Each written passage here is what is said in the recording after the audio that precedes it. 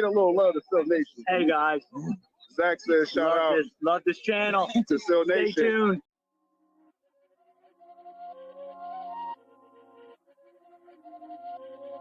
Wake up in the morning, eyes crusty, heavy yawning. My phone keep going off, so I shut off the alarm and then head into the kitchen to get the coffee brewing. French roast with French vanilla, my own French revolution. Next movement is to tune into Coffee Talk with Sil. My girl is toss a yap if I tell her she needs to chill. I hear enough of the yapping from all of these goofy shills. Plus I'm trying to be informed of whatever's the latest deal, for real.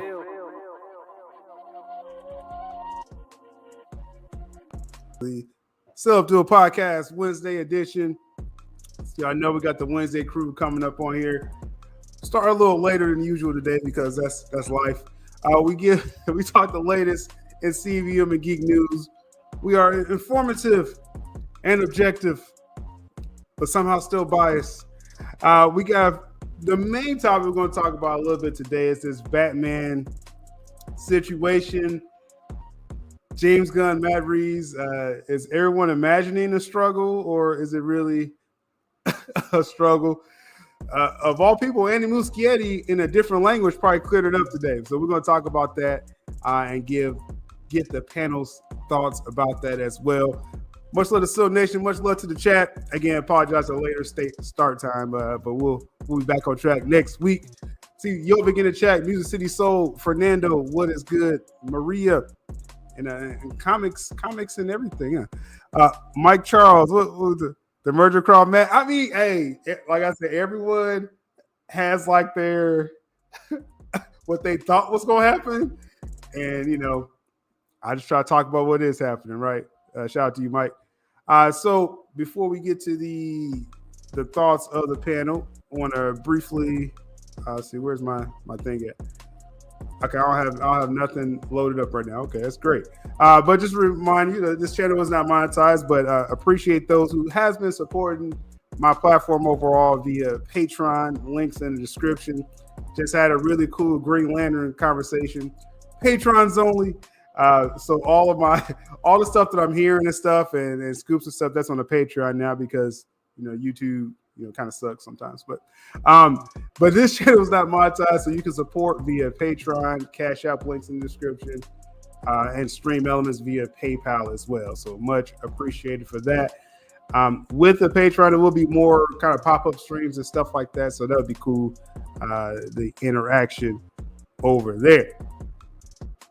Shout out to Jules in the chat, Carlos as well. So let's go ahead and get the folks on the panel here. Let me.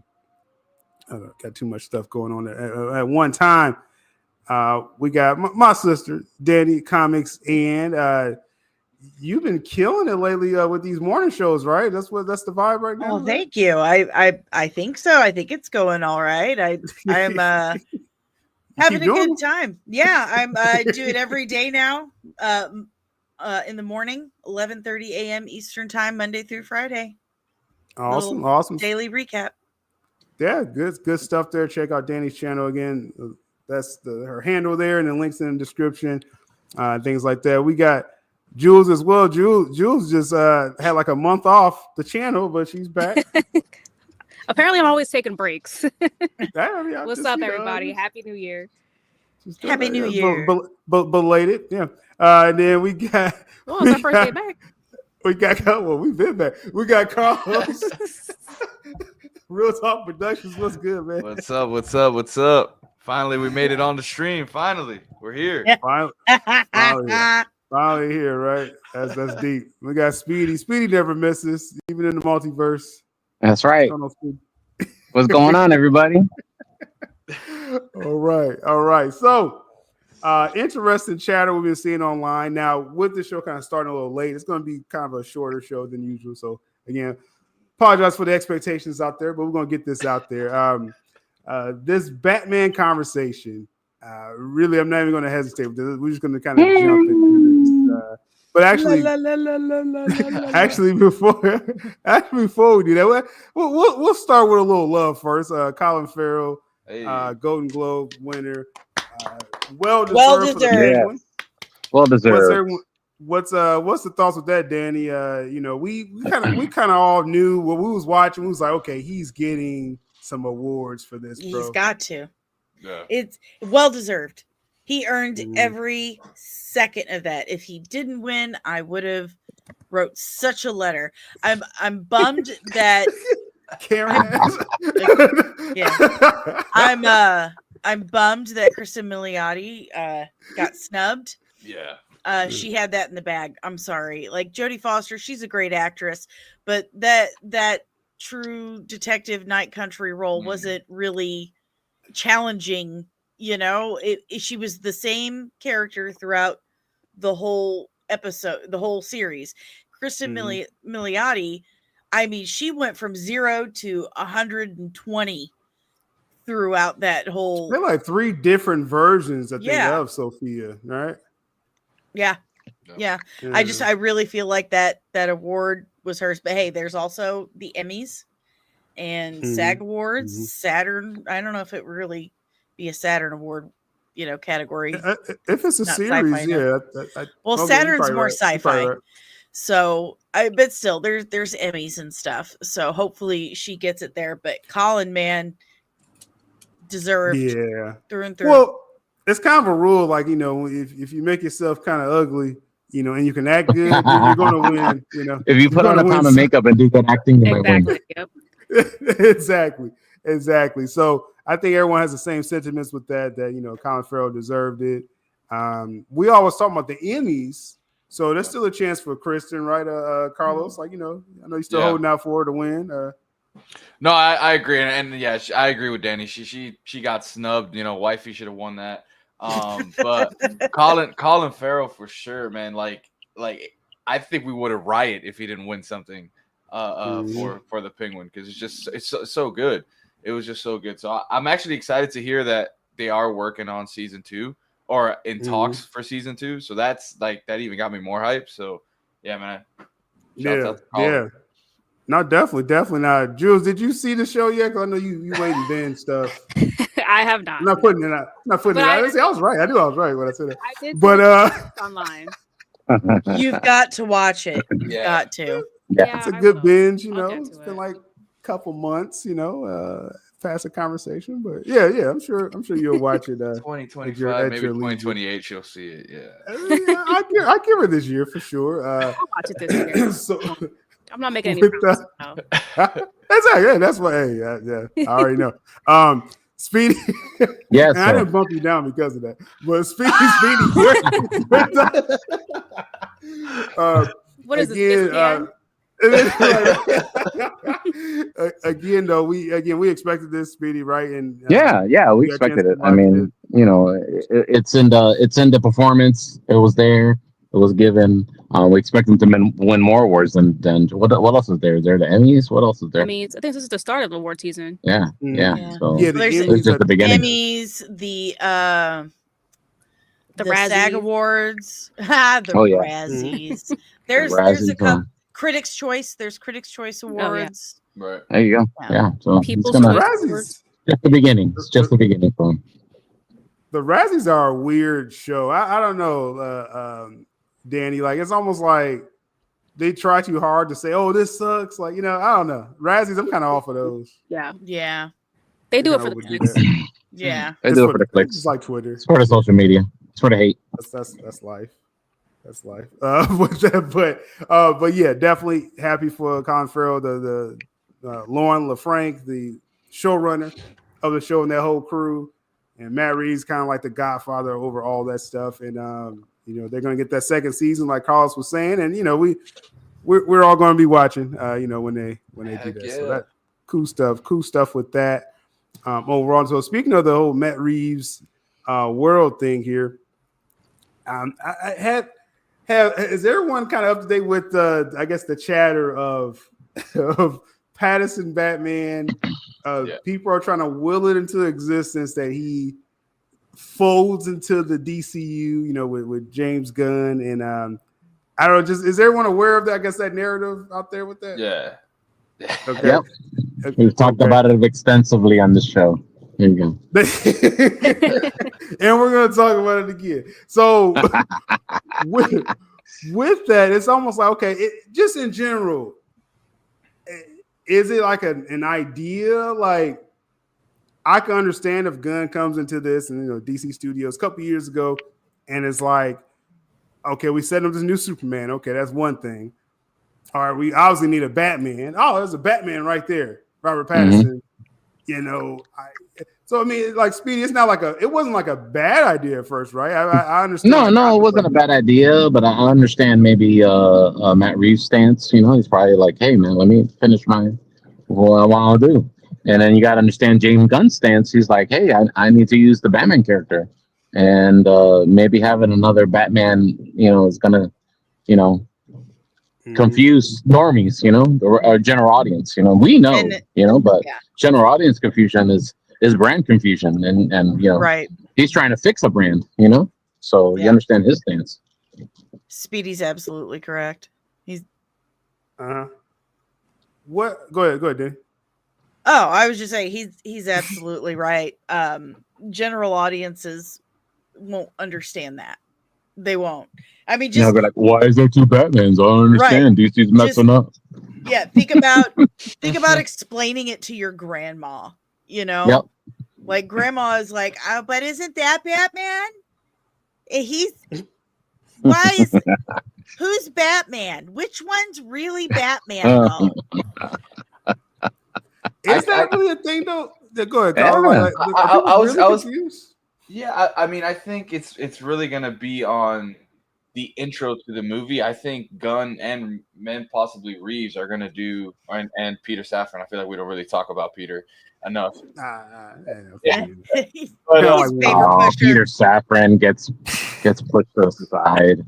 Go sign the checks, Peter. Right. Yeah. Well, what I think they're gonna do is maybe do like a different DC logo when it comes to Elseworld stuff, like a Matt Reeves and stuff like that. Maybe like a dark universe or something like that, just to distinguish the two. Because that pretty much answers the whole, for the general audience, what's the difference here? Okay, this is one universe. This is the DCU universe type of thing. I think eventually, once we get, maybe when Batman 2 comes out, maybe that's what they're trying to figure out right now. Maybe that's why it's taking too long.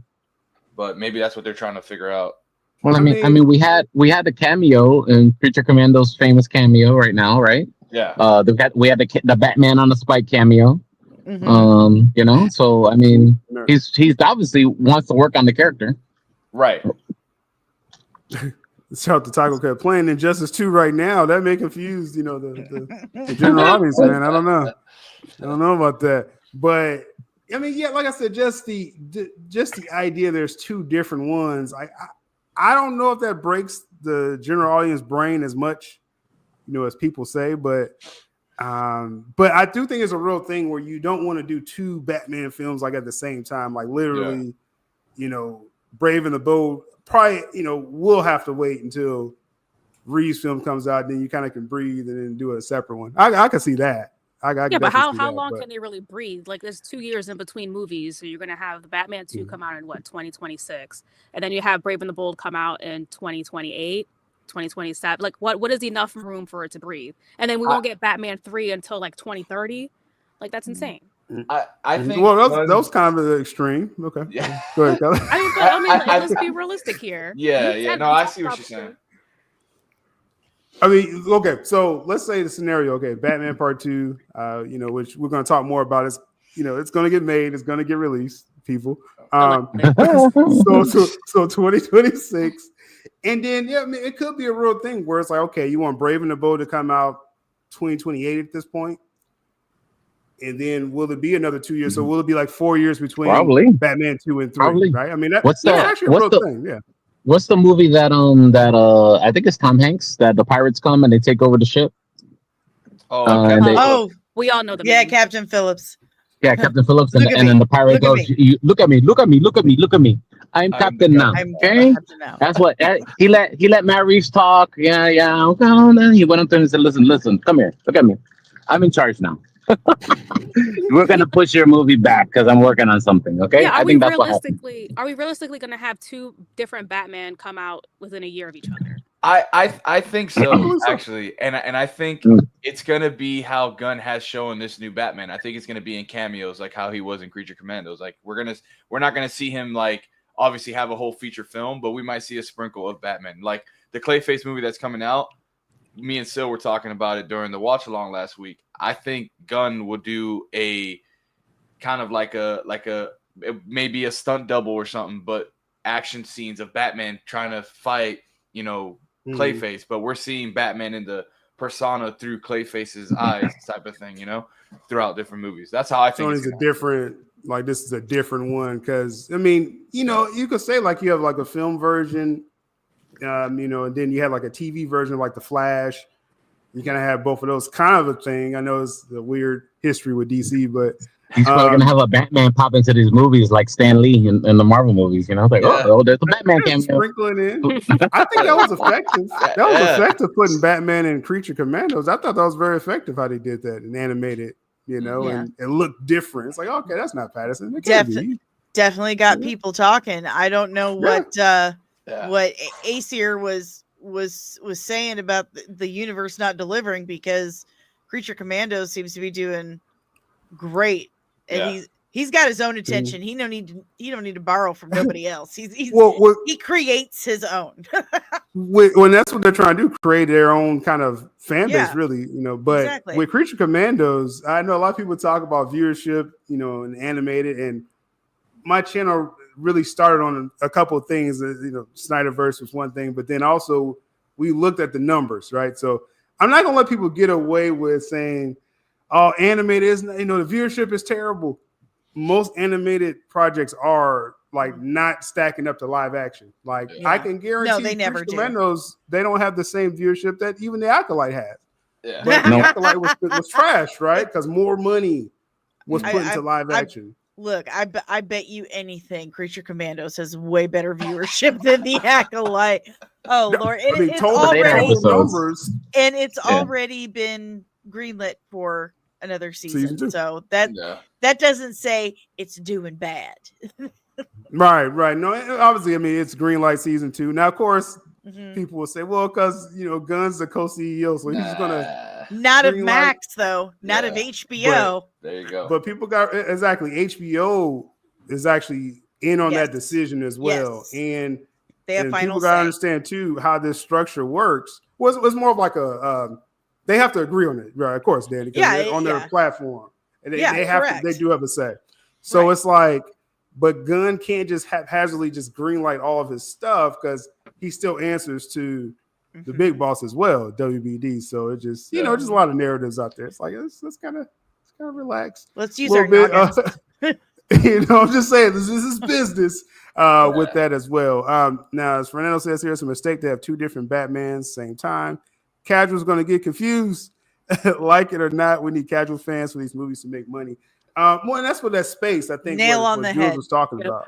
I don't know though, because look, I'm at a state right now, the way I'm thinking about it, if we can have, at least with Marvel, like we have these movies with quote unquote different multiverses and different universes. You have the same guy playing different characters. Why can't a universe like like DC have 2 Batmans? And we obviously distinguish that one is its own thing. It's a crime saga. And then this was part of this bigger universe. So it's I don't know. I think, Carlos, like the biggest takeaway for that is just like a big time difference, right? Like we had Fantastic Four came out, in the 2000s with Chris Evans. And then Captain America came out, a few years later played by Chris Evans, right? So like people, it was in the field and everything was definitely different. One was Fox, one was Marvel. People kind of understood that differentiation as opposed to it being DC. Everything is DC. And we literally just saw these characters a couple years ago during the pandemic. So now you just saw Pattinson as Batman. You're telling me in 2-3 years, we're going to have another Batman. And plus we are still in that universe because the Penguin, we recognize him from the Batman movie. So yes, casuals will get confused. The general audience does not follow these storylines the way we do. So you have to, get out of your bubble. Not you, but people have to get out of the bubble and understand that, all because we're in tune doesn't mean everyone else. Exactly. Like we're the only weirdos. This community is the only weirdos that are going through articles going through articles and Twitter and having these discussions and like everyday discussions. Everyday discussions. And whether we care to admit it out loud or not, I'm just going to say it for you. The casual audience outnumbers us by a whole lot. Yeah. It's their we need their money. We need their money for this studio to keep going. And look, like you were saying, you had the Fox and you had the Marvel universe, and it was easier for people to differentiate because it was two different studios. These would be the same character in the same studio. Yeah, not just the same actors playing different characters. These are different characters being played by. So you have like the opposite effect. That comes on to marketing though too. I think you can package. You can have where I think we did have where it was a Joker going on over here, and then they start doing the Joaquin Phoenix Joker. There's a way to present this stuff. I think is the point. Now, but just that's for still the idea, people were very confused at that. Yeah, and plus, casuals were still confused. Do you guys think Joker didn't have a lot of screen time in Suicide Squad either? So when Joaquin Phoenix came out, people were like, "Okay, well, this is a different Joker." It was obvious. It felt a different thing. That's the point. Do you guys think people will get really confused with the whole Robert Downey Jr. coming back as Doom? I think they already are. Okay. Okay. No, I just wanted to see. We're talking about general people. I think general. I that's the first time I got like phone calls from like my grandma in a while, and she was like, Robert Downey Jr. He's coming back. And I was like, well, it's not Iron Man, but and so she was already confused. I was like, never mind, just wait till 2026. We're not going to explain it anymore. Now, I would say that the comic book nerds, like we can somewhat educate the general audience. Like our voice is pretty heard in those bubbles, or those, not the bubble, but in the mainstream. And if we make it loud enough noise, other people be like, oh, well, let me see what they're talking about, or I'm not going to watch it because it's not comic book accurate according to the nerds. So we have seen that happen previously. But again, if the trailer looks like trash, then there's nothing you can do about it. Yeah. Well, exactly. Yeah. Like I said, you got to sell this stuff overall. And like Loki says here, you mean Gunn can't just announce 20 projects at once like he did already? Now, to be fair, all these projects may not make it, Loki. So, Gunn, again, he has some check and balances here. Danny was talking about HBO has to agree on these series. Yep. So he can't just give them hot trash, and then WB is funding their films as well. He can't just say, oh, no, let's do Authority like right now. Warner Brothers would be like, well, as far as Warner Brothers Discovery overall, they would be like, like, do you really need $150 million for the Authority that no one knows about? That's why you haven't heard any updates about that film. But you hear about Supergirl. So the point is, like, Gunn isn't like just unchecked as much as people try to say he is. Like he does have check and balances. Yeah, we keep repeating this, and we'll just keep repeating it because it's the truth. And this has got to get drilled into a lot of heads. It's a business. Yep. It is a business. It is a business. It is a business. There are thousands of people who work for this company, and they have to get paid and feed their families. And in order for that to happen, that business has got to make money. It's got to make money. We can't just, oh, well, this person over here says this is what they really, really want, so we better do it. Like that, it doesn't work that way. They've got to make a profit, or there's nothing. So we either allow them to operate as a business and hopefully give us good quality content, or we get nothing. Or we get nothing. Those are the only two options. Yeah, I mean, and just to add on to Danny's point, like, we might not get big news until Superman comes out and we actually see what those numbers look like and how that's received, because that's really going to dictate how far this Gunverse is going to go. Right. For sure. Right. For sure. Superman's really a key part of this, and if the streets ain't feeling corn sweat Superman, then Pack it up. That will reflect in the numbers. You probably get the Supergirl, and then how far they are on that. Really, the scenario I get with this is that I think the film's going to do good enough. I actually do believe that, but I do too. Let's say Superman comes out and it's not as successful, as they probably wanted it to be. Well, then it's like, okay, let's go ahead, let's get that Brave and the Bold going. Let's get Batman going real quick. you know, Batman just to keep the world. Yeah. So that's kind of what this is. Like Batman is that emergency, you know, break glass when that case of emergency Superman doesn't do well. That actually makes sense though, because like now, you know, Gunn, he likes to kind of work on obscure characters or different characters that haven't really been touched on before. So to have Batman as that saving grace, it only makes sense for him not to really touch Batman right now. So yeah, so that's a real thing. Michael Charles says here, you know what's confusing? A convoluted story trying to shoehorn Batterson into a universes with the flying dog. I'm doing that. The Penguin series I saw, I do. Crypto cannot. I can't see a comic pop up in that Gotham and and that's exactly why Reeves is not allowing his universe to conjoin with Gunn's. It just doesn't make any sense. There's potential for mass confusion. There you go. Yeah. It's more of a chance of Tony Soprano to show up in Batman. That is actually true. Yeah. You're absolutely if you right. Penguin, that's a real thing. So interesting. So, like I said, that's gonna be one conversation with general audience and stuff like that. We'll see. That's why they're paid to, you know, actually, I guess, figure that stuff out. You know what I'm saying? Fernando says, very confident Superman is going to be the most successful movie in 2025. Well, I wouldn't go that far. Wow. I think if it's not Superman, Jurassic World Rebirth, I think that's going to be huge. Fantastic Four. Don't forget about. I was just going to say that. Don't sleep on Fantastic Four. Yeah. That little trailer, the sizzle reel that they gave during SDCC was really good. Really good. And we heard too. We're getting very few leaks on Fantastic Four. I think that's going to be a sleeper. Yeah, that's usually a big indication that they know they have something and they're protecting it very well. Or they're hiding it. They're hiding. Well, the studios will.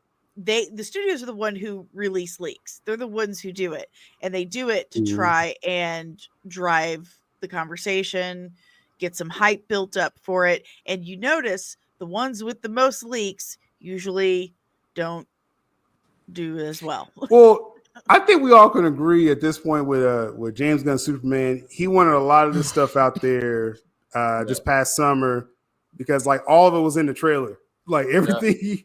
I was covering all the behind the scenes stuff and then watching the trailer. I'm like, okay, Gunn did this on purpose. He actually wanted these images out there just to market it. You know what I mean?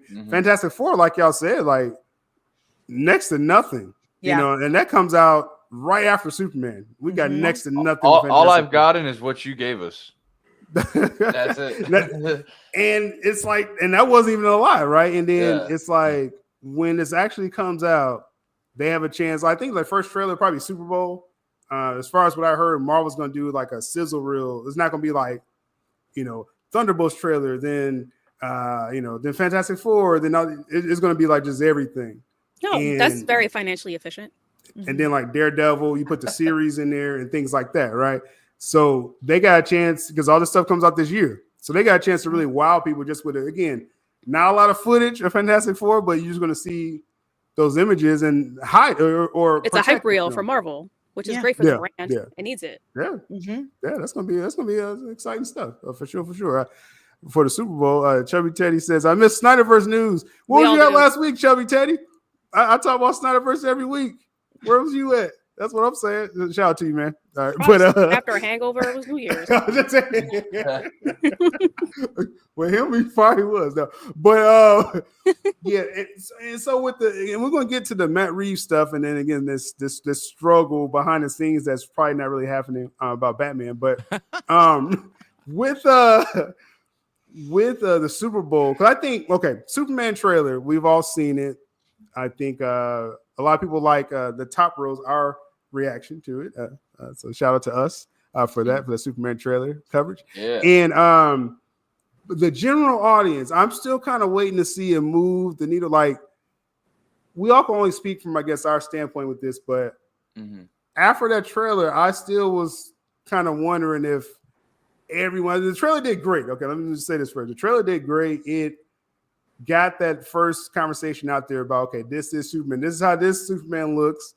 Not the suit not as baggy as you thought it was behind the scenes. On camera, it looks pretty good in the film. but did it really translate over to a crossover hit that that they probably need?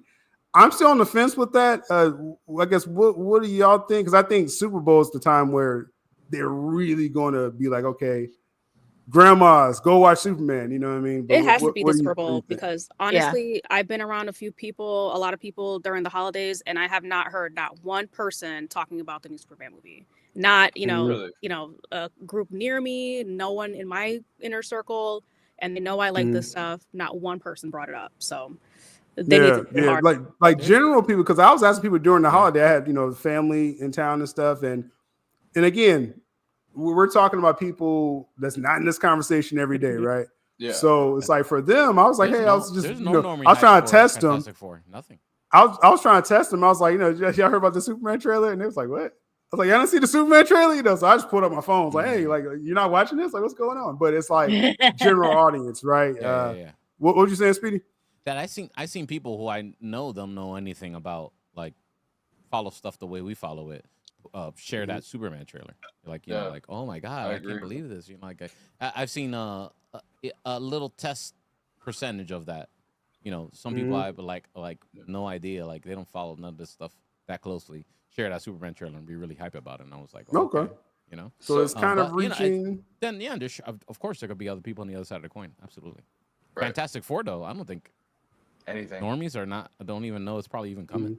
Right. No, because I think the only trailer was the one at SDCC, which they weren't supposed to publicize. That was a leak. So you saw it. That's I think Super Bowl. I think Fantastic Four. That'd probably be like a highlight of their Super Bowl sizzle reel. Is Fantastic Four, and it's like what's getting that? those images.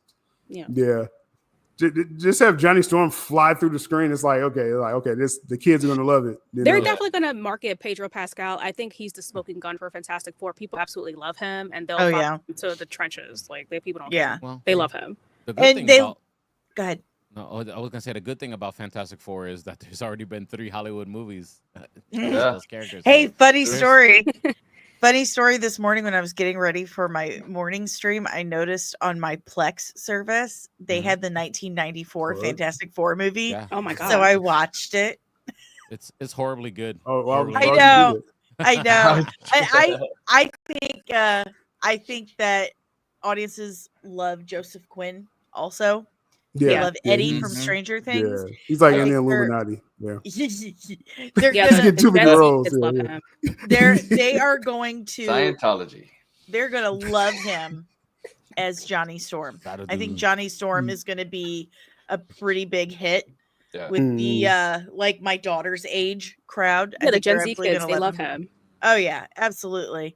Manny was saying something about Johnny getting killed off in Deadpool. Wolverine's gonna hurt this character. I'm like, no. I don't. It has. I don't think it's gonna have anything to do with it whatsoever. And that was all Chris Evans. That's all that was Chris Evans thing. Yeah. Right. I think the Gen Z crowd especially is gonna go Abby Gone Snappy for Joe Quinn as. Is that what they say? Johnny Storm. Abby Gone Snappy. Yeah. You know what you mean, so I'm bringing it back. Quit giving me crap, man. Okay. And for the record, my cousin Zochi, who her name starts with an X, says it absolutely is pronounced with a Z. So, Jules, what did you say? I thought you said something, Jules. No, I didn't say nothing. I see what's going on here. But Jules, so anyway. Jules, you were not here last time, and he's I didn't even know we had a stream last week. Yeah. Okay. I'm going to text you. Hangover, Jules. I'm going to text you. Happily I'm going to text you, Jules, because you were not here to back me up. What happened? But, in trouble. I'm gonna have to text to you because it was rude. Okay, the way he pronounced Zolo Mariduena was Cholo. What did he say? Cholo. Solo. He said Cholo. No, he said Cholo.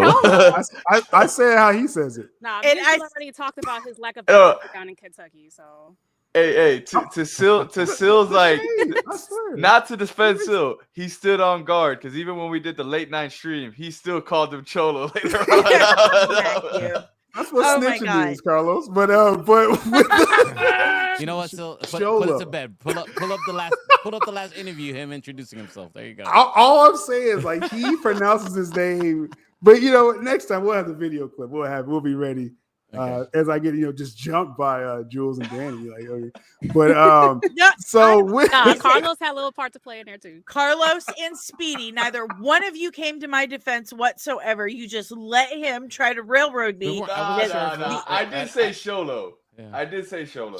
That's how you say. That's how I say. There's a difference between SH and CH. He definitely it's my dialect. That's all it is. It is not your dialect. Come on. I have a thick tongue. But I'm just saying. That's what he said. That's what she that said. Is what she said. What has anyway, this become, video evidence, video audio evidence next week. How do you say Blue Beetle's name? Zolomer Dueña. That is also irrelevant to the conversation. Damn it, y'all took Listen, I think we've learned a valuable lesson here, and it is Jules is never allowed to leave me alone with you yahoos ever again. That may be a deal right there. But Fernando says Pedro has to be marketed heavily. I mean, just to get back to Fantastic Four people. Get back to the agenda. I think Joseph Quinn definitely. Joseph Quinn is a sell. I think he definitely. But Pedro, that's a big name as well too. Right? A big name. That's it. They have the millennials and the Gen X people covered with Pedro Pascal, and they have the Gen Z covered with that Joseph Quinn guy. So this movie it was great. Yeah, I will say though, it is kind of crazy because like in some of the circles I've been running, like general audience wise, like they're kind of iffy about Pedro as Mr. Fantastic. I'm excited to see what he's gonna do, but I was too. But then when I saw the sizzle reel from SDCC, like I was so sold in 3 seconds. He's got this. Right. He's got this. The only people I really see like really complain about Pedro playing Reed Richards are the hardcore dude nerds. Who really wanted John Krasinski. So those guys. So I think it's also because they haven't general audience, just like how we were talking about it now. We haven't really seen anything, so they see Pedro Pascal and they're like, oh, that's different. Yeah. Oh, another thing with him in it. Yeah. The Krasinski crowd, I get it. I mean, he was fan cast for years to be Reed Richards, and then they get him, in Doctor Strange and blows him up. I'm just like, okay. Honestly, I don't think they want to use him anymore. It wasn't them. It was John Krasinski. John Krasinski didn't want to be in the MCU. He's like, I'll do the one and done. I don't want to do anything. Yeah, he said he doesn't want to do any big franchises. He's got his own stuff going on that he's doing, and he wants to stay open and available to do his own thing. So good for him. I mean, as the kids say, Pedro Pascal has a lot of riz. So I think he's going to bring that. Gen Z says that too. We're learning stuff. That to the Fantastic Four movie, which I think Mr. Fantastic to the general audience is seen more like a scientist type of character. I don't know. What did you say, so?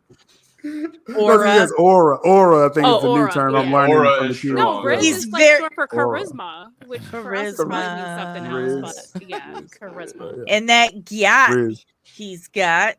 He's an attractive man, okay? He's sexy. He oozes the riz. The salt and pepper looks good on him. Oh, yeah, it does. Oh, Well, I mean, I'm sure the film will be quality. I think that's what they're looking for. That's what I saw. So with that ass is quality.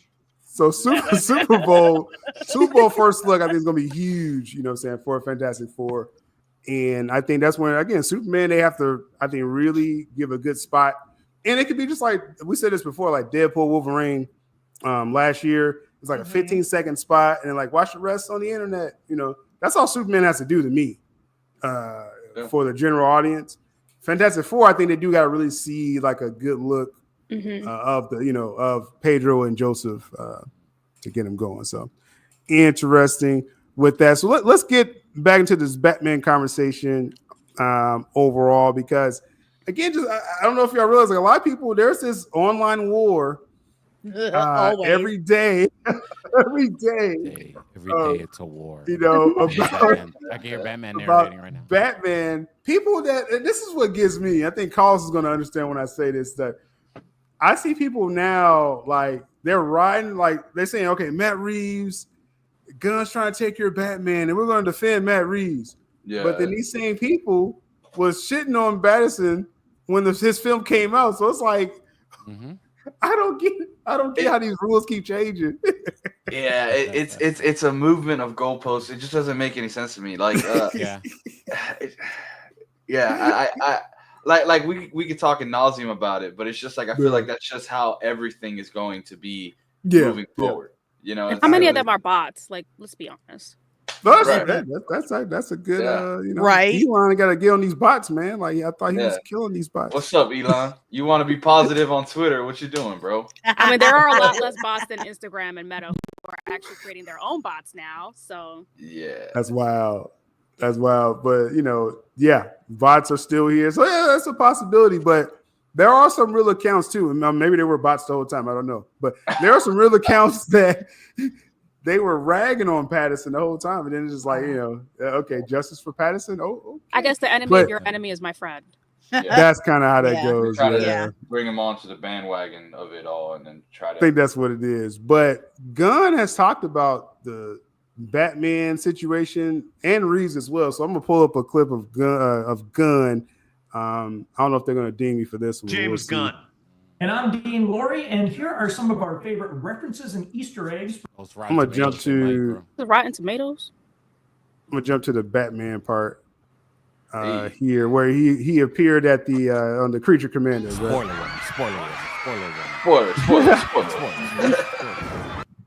So I mean, so first look at Batman. Now, me and Carlos, we did our live watch party last week. We got the finale tonight, right? Yes, sir. Or tomorrow morning, however you want to look at it. We don't sleep on this podcast. That was huge. I sleep. That was huge. The reveal of a Batman animated DCU. That's definitely not Pattinson. That's what I said. That's the big first thing I said. Well, so let's get Danny's thoughts. Let me get your thoughts, guys. You got to roll out in a few. I'm sure you was aware of this appearance. I guess what was the chatter on as far as what you saw from your end? Was it still people saying that could be Pattinson if you squint a little bit, or what do you think? I heard a lot of people saying that it looks kind of Frank Miller-like because he's so boxy, which led a lot of other Snyder enthusiasts to say, "Oh, that he's just trying to copy Batfleck. That's what he's doing. That looks like Batfleck." Really, people said that? I didn't see that argument. Yeah. Wow. Of course, that crowd will look for any opportunity at all to bring that into the conversation. It does kind of look like it. It looks like a Frank Miller to me. Right, which the Batfleck was a Frank Miller inspired Batman, so it all kind of ties in. So it looks like a Batman. It looks like a Batman. It's you can see like his thigh muscle from here. Like you see that's not Pattinson. Yeah, that made me Brave and Bold look. He's Twink Batman. He is. So, it could be very Brave and the Bold Batman. Look at that barrel chest. Yeah. Look at that. We all love coloring. a big brolic Batman. Yeah. For me, it was mainly the belt of it all. Like it reminded me of the chunky belt. See the belt? Yeah. Oh, you didn't. I get can't the back see like the belt. half a second. Yeah, you can see the outlet when the light hits it. Yeah. Yeah, go back. I don't have that. Do it better. Did it pop up? Did it pop up when I need the lightning strike, right? Lightning strike. Yeah. There it is. Oh, that's Brave and the Bold. Yeah, that's Brave and the Bold. That's a chunky belt. Yeah. That means he has everything in that utility belt. Everything, even kryptonite. Toys, bro. Definitely got one punch. He's got a snack. Shark repellent. It's a long night. Condom. Yes.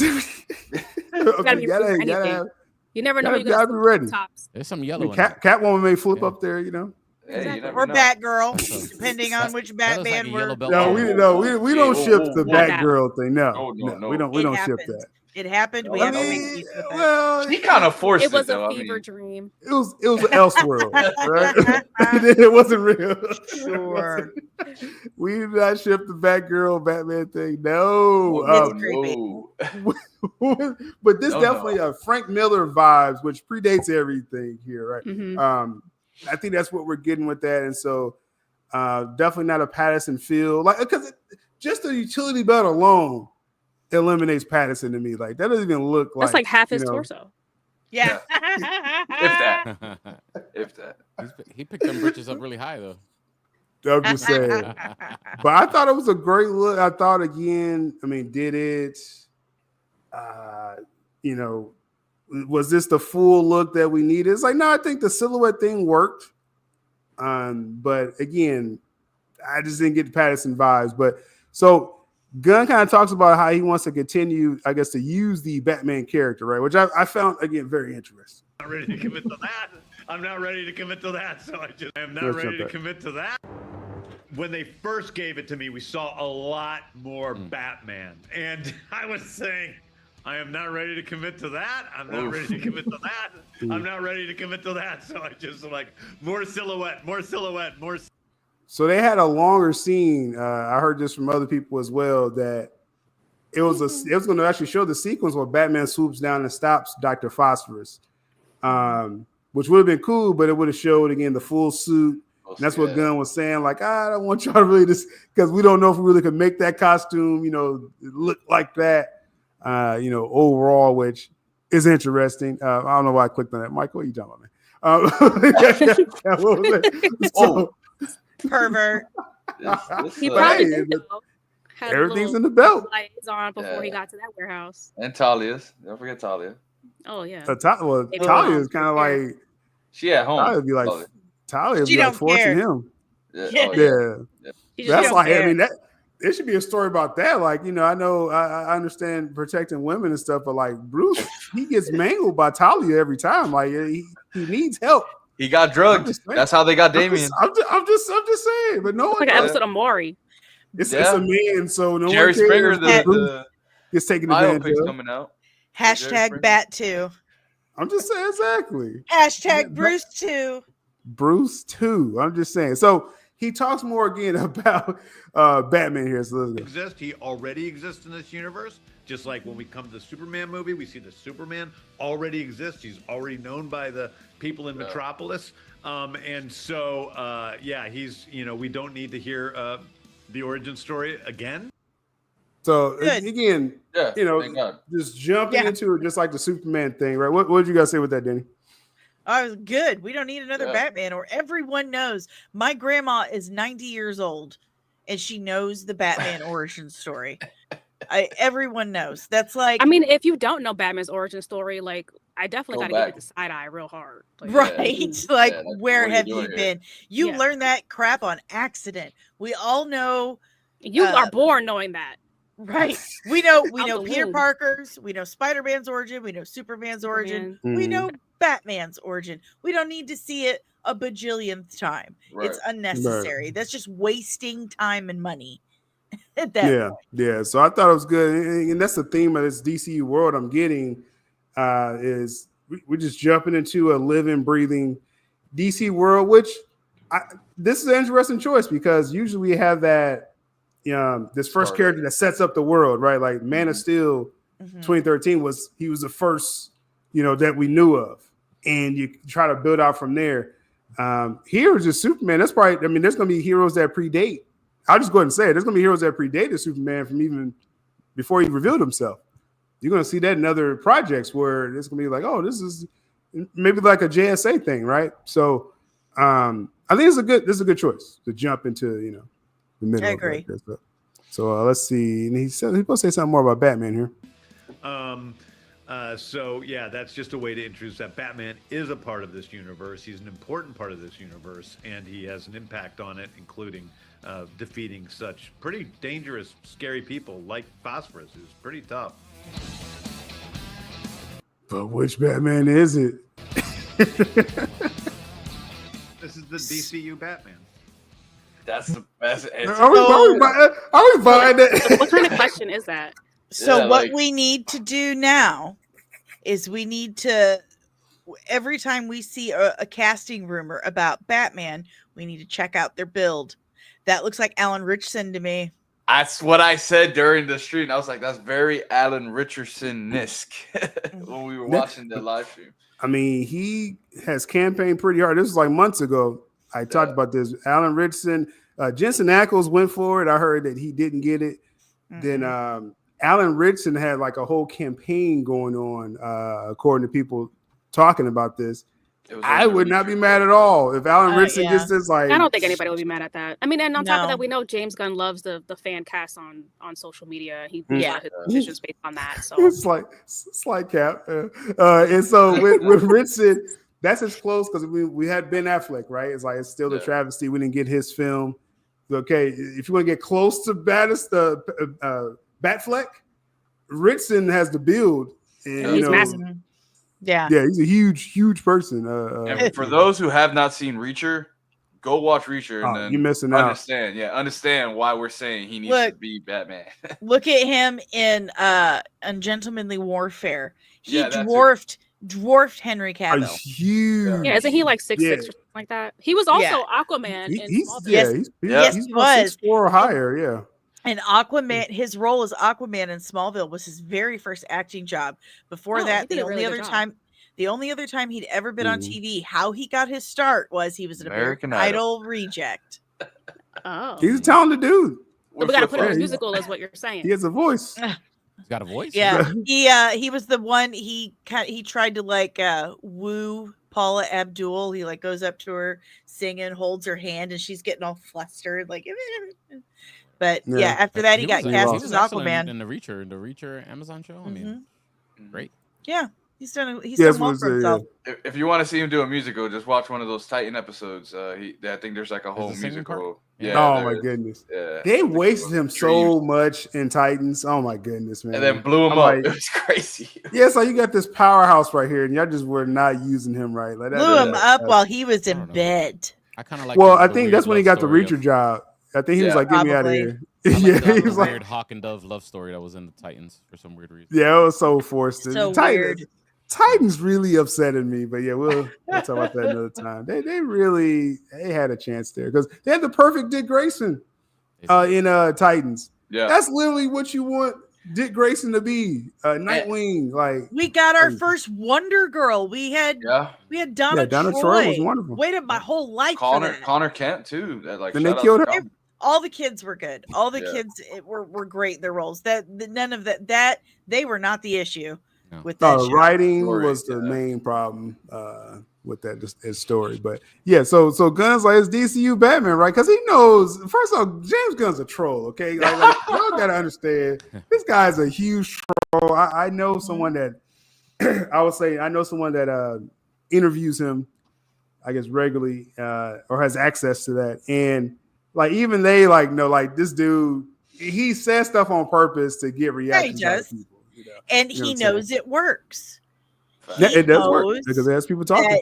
Exactly. That is the main goal. Marketing, advertising. It is not like it used to be because of social media. People are on social media constantly throughout the day, and all you have to do, I call it just drop a little stomach flu into it, just something to disturb the shits a bit, get people back and forth talking, and that keeps them relevant. That keeps you had that you had that Creature Commandos sex scene like a month ago, right? And everyone was like, "Oh my god, like this is the worst thing ever!" And it's like Gunn's probably sitting back like they're talking about Creature Commandos, like they're talking of all shows.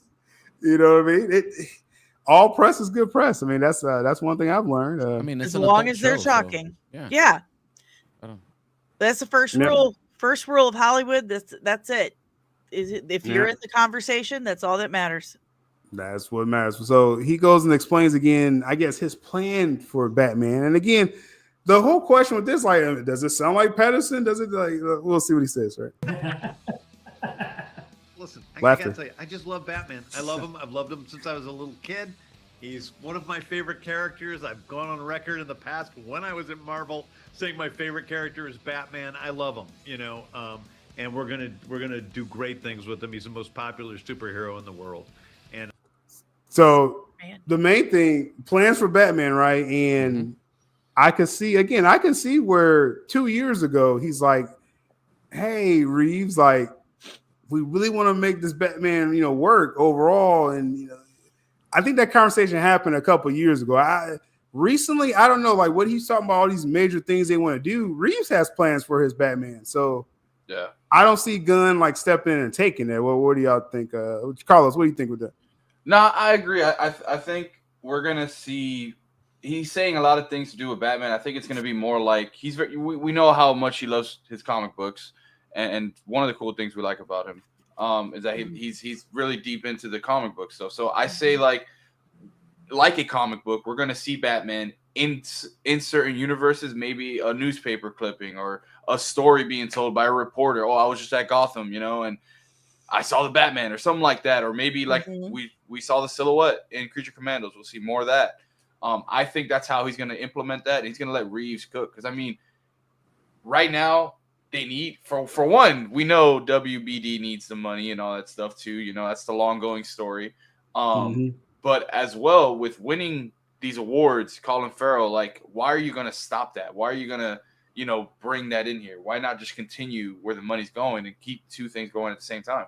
That's how I see it.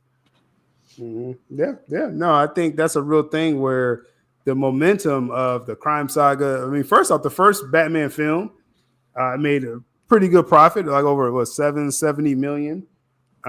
For that, you have the spinoff series, which just won a Golden Globe for Best Actor. I mean, you got that momentum. Season 2 coming with that, so it doesn't make sense to derail that. As far as what's working, I can understand derailing what Patty Jenkins was doing with Wonder Woman. I get that. Though I love Gal Gadot as Wonder Woman. After Wonder Woman 84, I think Gunn and WB was like, nah.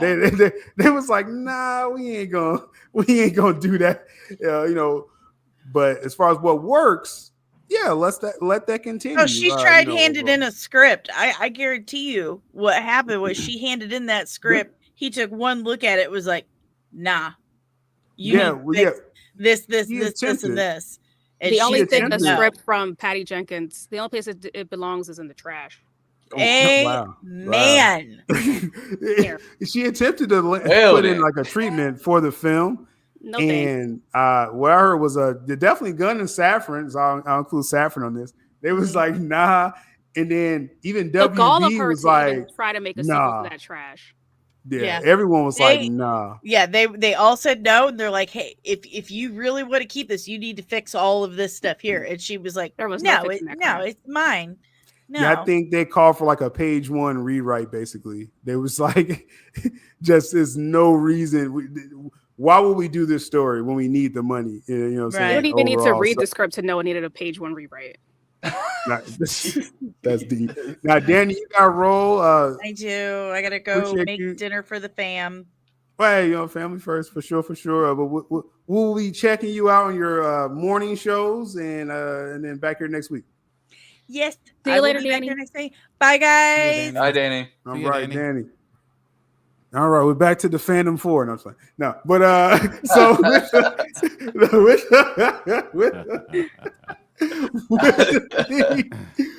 the Patty Jenkins thing. I mean, I don't know, like I don't know, Carlos. I mean, obviously we love Gal Gadot as Wonder Woman, and I think there was a package deal. That's when we lost Gal, really, when Patty was trying to do some weird shenanigans. You know what I'm saying?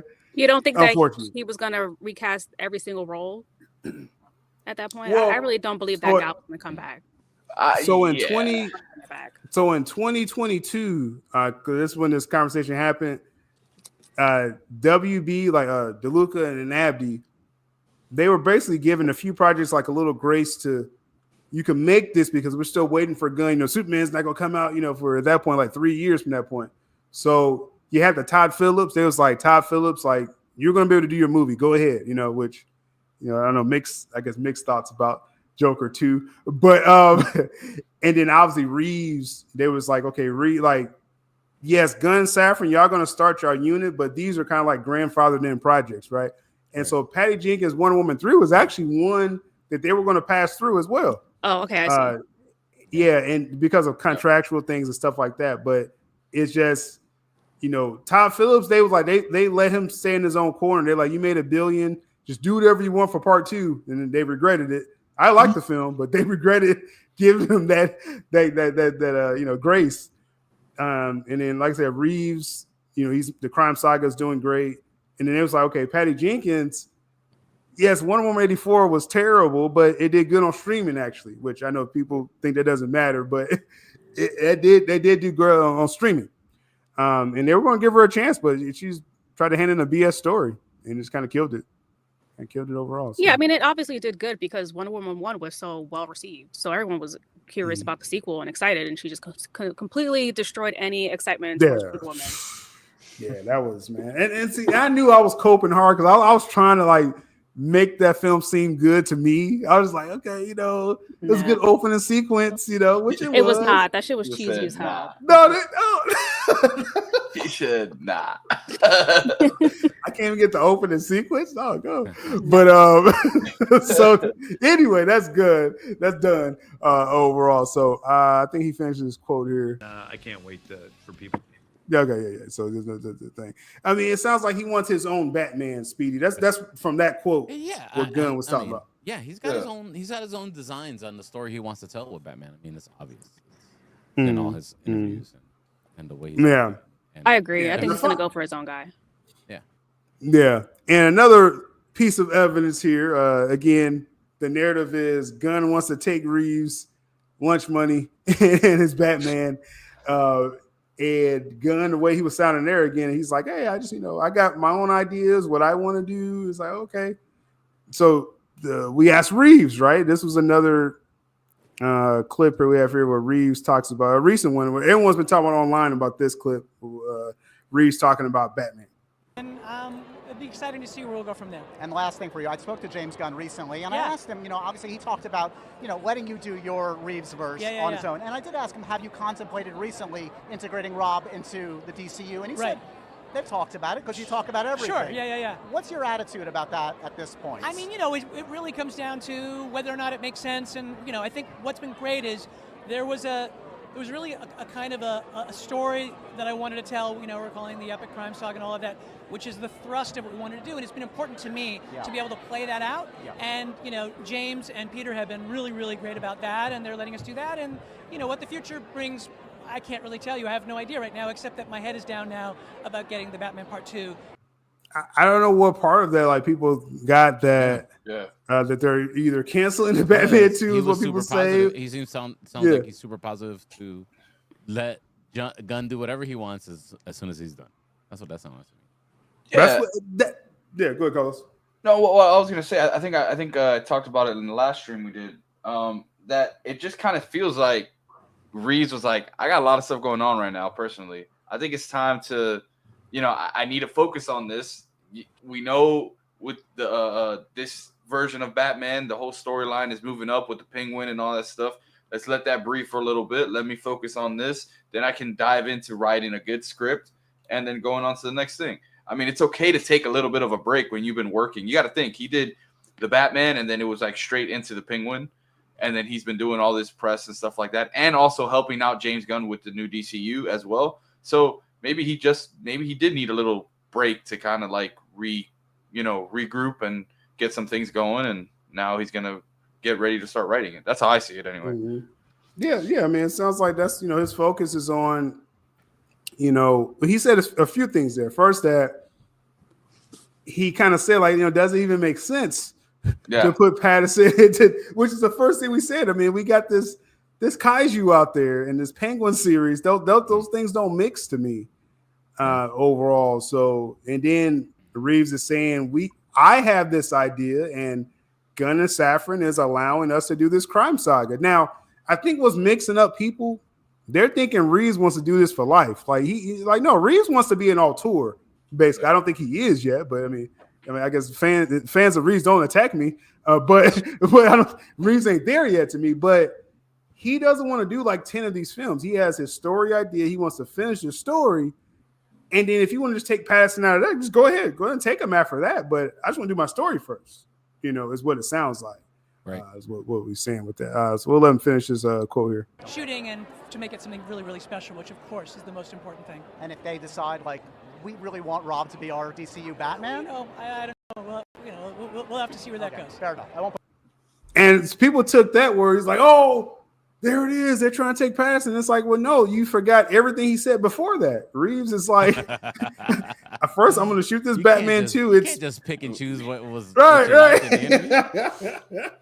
It's like, but that's what people do. He's like, oh, he says, well, we'll see what happens.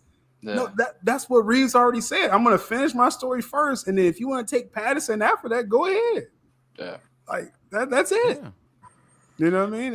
It's kind of loud and clear. Yeah, interesting. So we got Cygnus here. Muschietti said his Batman's on hold. Yeah, we literally talked about that for like now. What is it? He said if Muschietti said his Batman's on hold and Reeves' Batman isn't until 2027. No, what is it? Yeah, 2027. When are they able to actually do Gunn's Batman? 2030. Yeah, no, it'll definitely be a couple years. So let me pull up because Muschietti kind of, I know Muschietti will cry, bro.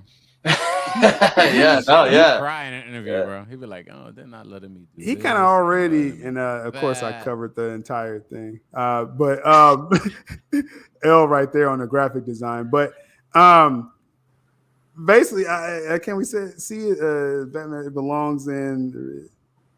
Okay, it's hard to see it from here. I'm gonna pull up another picture of it, but yeah, it's gonna be space. Basically, with the DCU, since it's an entire DCU world, they have the luxury of actually time. Well, in general, again, if the Superman does well, then they can wait till like 28, 29 for Brave and the Bold.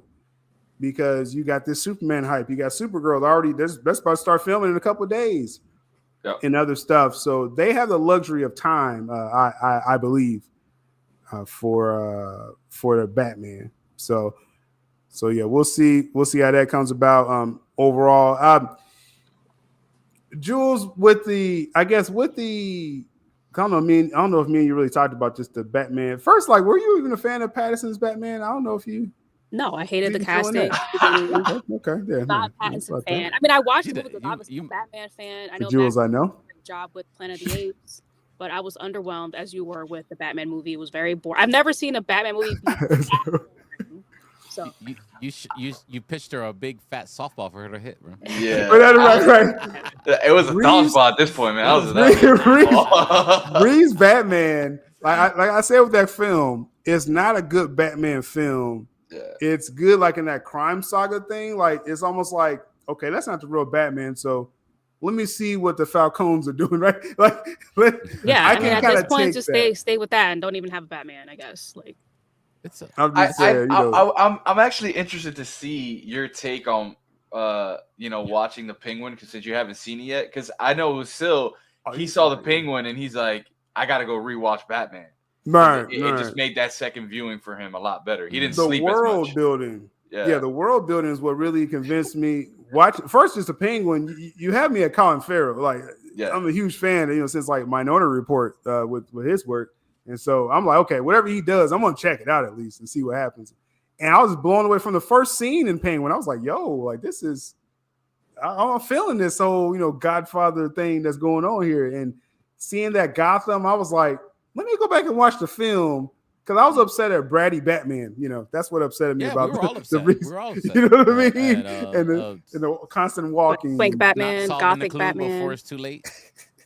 The slow motion lipping into action. And it was like a Batman movie, and it was just extremely slow. And the best parts were when Colin Farrell was on screen. Like, no, I would not give it a second viewing. And one was enough. Zoe Kravitz was great too. Like when they was like moving it around, it's like, okay, Bruce, you go over there and cry for like 30 minutes, right? And then it's like, oh, this is a good movie.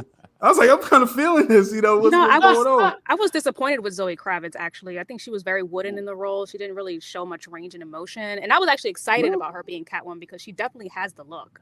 Just her performance was not as expected. I thought she was great. Yeah, we agree to disagree on that. But it's like, it made the film, the world building of Gotham made, and Penguin made the Batman film a little bit better to me. Yeah. In hindsight, of course. But for the final piece of evidence, again, if people were saying, oh, they have to fold in these worlds, and it was back and forth. And again, I don't know who they were arguing with. They was like arguing with themselves. Like one day they was like, they're gonna fold it. Like, no, they're not. And it's like the same account. But Andy Muschietti, I think they put this to bed. Well, actually, I'm gonna guarantee this doesn't put it to bed. But he says in a video that's out there's a Batman that everyone knows is the Batman that belongs in the new universe. So that's what Gunn was saying. Like, you're jumping into a world, that has Batman already. He says the Batman of Matt Reeves is obvious. It's obvious he's not from the new universe. Like, it's almost like Muschietti's like looking at us like, y'all stupid for arguing this. Like obviously it's not. Now that video is in Spanish, so people are saying to keep their narrative. Interviews, and he be saying wild stuff and thinking because he's very comfortable. Yeah, he be talking like some slick shit. He be like, these Americans from F these Americans. I'm like, whoa, Muschietti, translate, we chill, bro. Out, bro.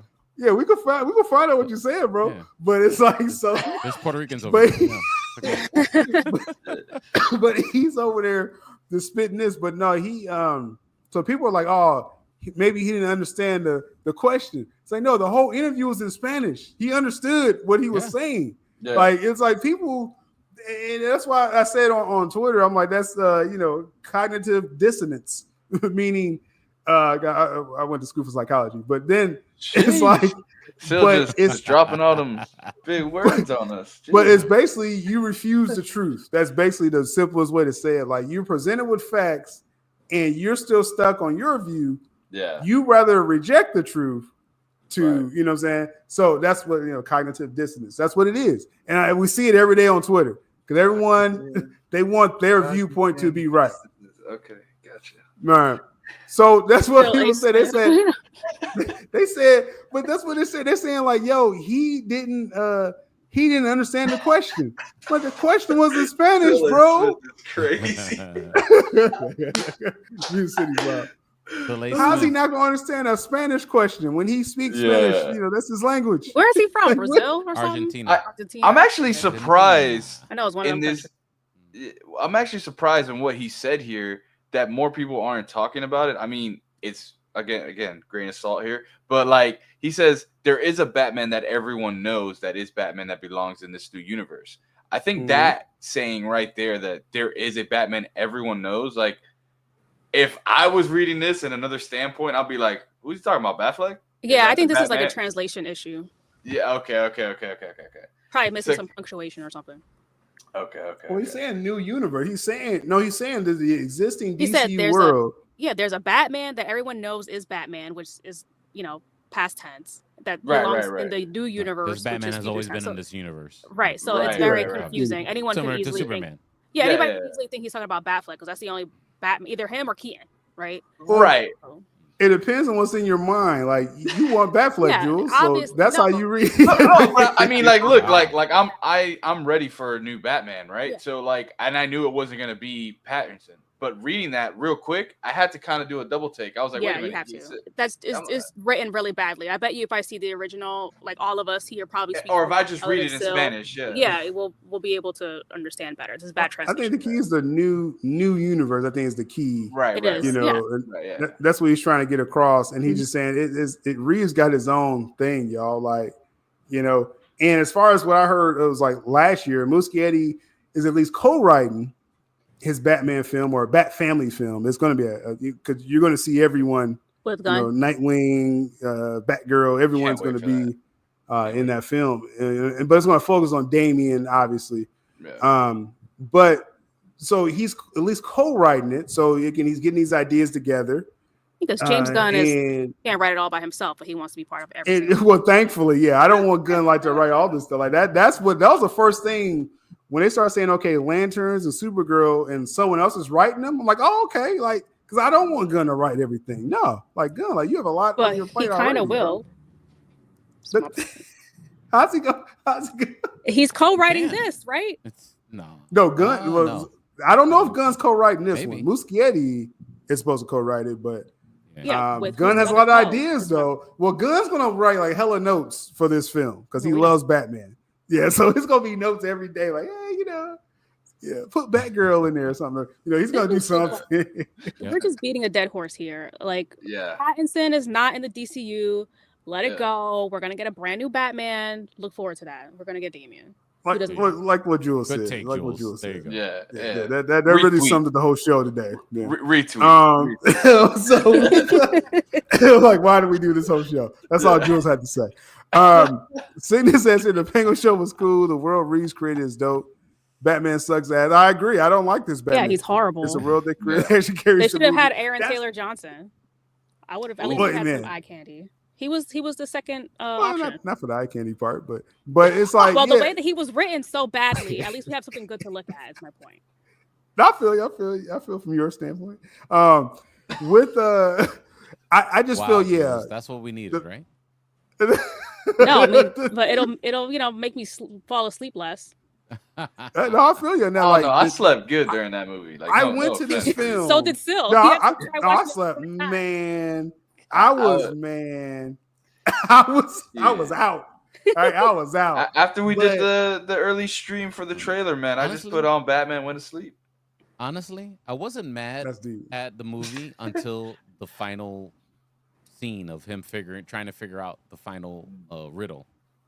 And I'm screaming at the movie. I'm screaming in my head like, "Come on, Batman! You figured it out." Oh, you're talking about the house. Ooh. Yeah, in the house. Yeah, you're talking about when he ripping up sees the his carpet parents. and stuff. Yeah. And I'm like, "Come on, Batman! You figured it out. Let's go." That got really go slow. Save the city. Yeah. That movie was very, very slow. He's like stuck there, and I'm like, "What is going on here, bro? We like Sherlock Holmes or something. God damn! Like, come on, Batman! Come on, Batman, let's go. Bring it to action, man. And I know that that Alfred must speak like 5 different languages because he's freaking British. All Europeans speak multiple languages. Like, I'm sure he could have picked that up really easily. Sometimes. Well, yeah, that's why they put him in the hospital. Like, oh, Alfred, we don't want you to help. Let's blow up Alfred. And also, like, he was just a dickhead to Alfred. He was a dickhead to Alfred. He was a dick to like everybody. He was just, I don't know if it was Pattinson. He was emo. Or totally. He was not a likable character at all. Yeah, I went to that film because that's what upset me about the Batman was I wanted to see, again, we're very fresh off Batfleck, right? So this is what you chose to give us, right? Pattinson. So I'm like, bro, like, just make it just do something cool, Batman, like something, because I'm coming to, this is Batman. And that's also disappointing. Yeah, exactly. You get like, again, Frank Miller style Batman. Yeah. Animated series Batman. All that what Batfleck gave us, and this was a downgrade of this version of Batman. The story was great. Like on second and third watch, I'm like, oh, I love this crime saga. It's just your Batman is trash. Like, if your Batman is trash, then what are we really sticking out for? Like, thanks to the Penguin show, it's like, oh, there's more interesting things. There's life to this universe. I think also what's gonna not only what Penguin did for it, but that interview I think it's that same interview with Reeves. He also talked about in the longer version how like he really hopes everybody enjoys the new version of what Pattinson is bringing to the new Batman and Batman 2. So I'm interested to see, like, what does he mean by that? Like, is it going to be... I'm sure they made some upgrades, hopefully. Right, hopefully. Oh, yeah, actually, let me see. I think I got another clip. Good segue there by Carlos. He streamed with me enough. We got Reeves, I think, talking more about his Batman. Colin and I are talking about doing another season, and it's all about obviously we're doing the Batman 2. We got to get the timing right on that.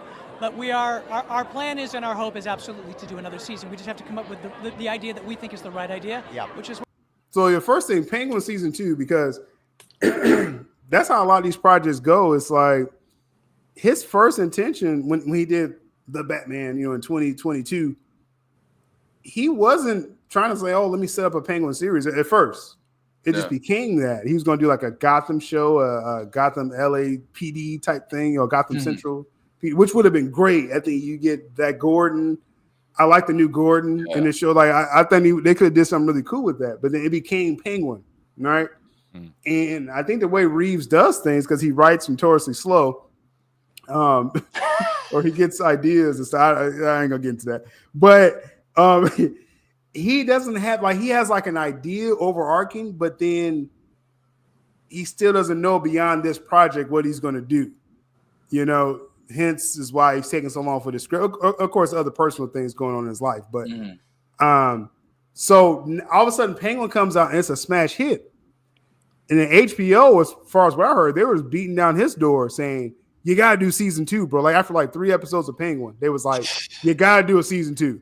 Like the streets love it, And so that's when he's like, "Well, man, okay, let me take it, bro. Let me put my pencil down over here for Batman Part 2. Let me pick up this pencil slowly over here, and let's think about Penguin season 2." So that's how he works, though, right? And it makes sense, right? I mean, people can say it's a money grab, Carlos, but I mean, it's like it makes sense that you do a season 2 of Penguin. Like, yeah. Oh yeah.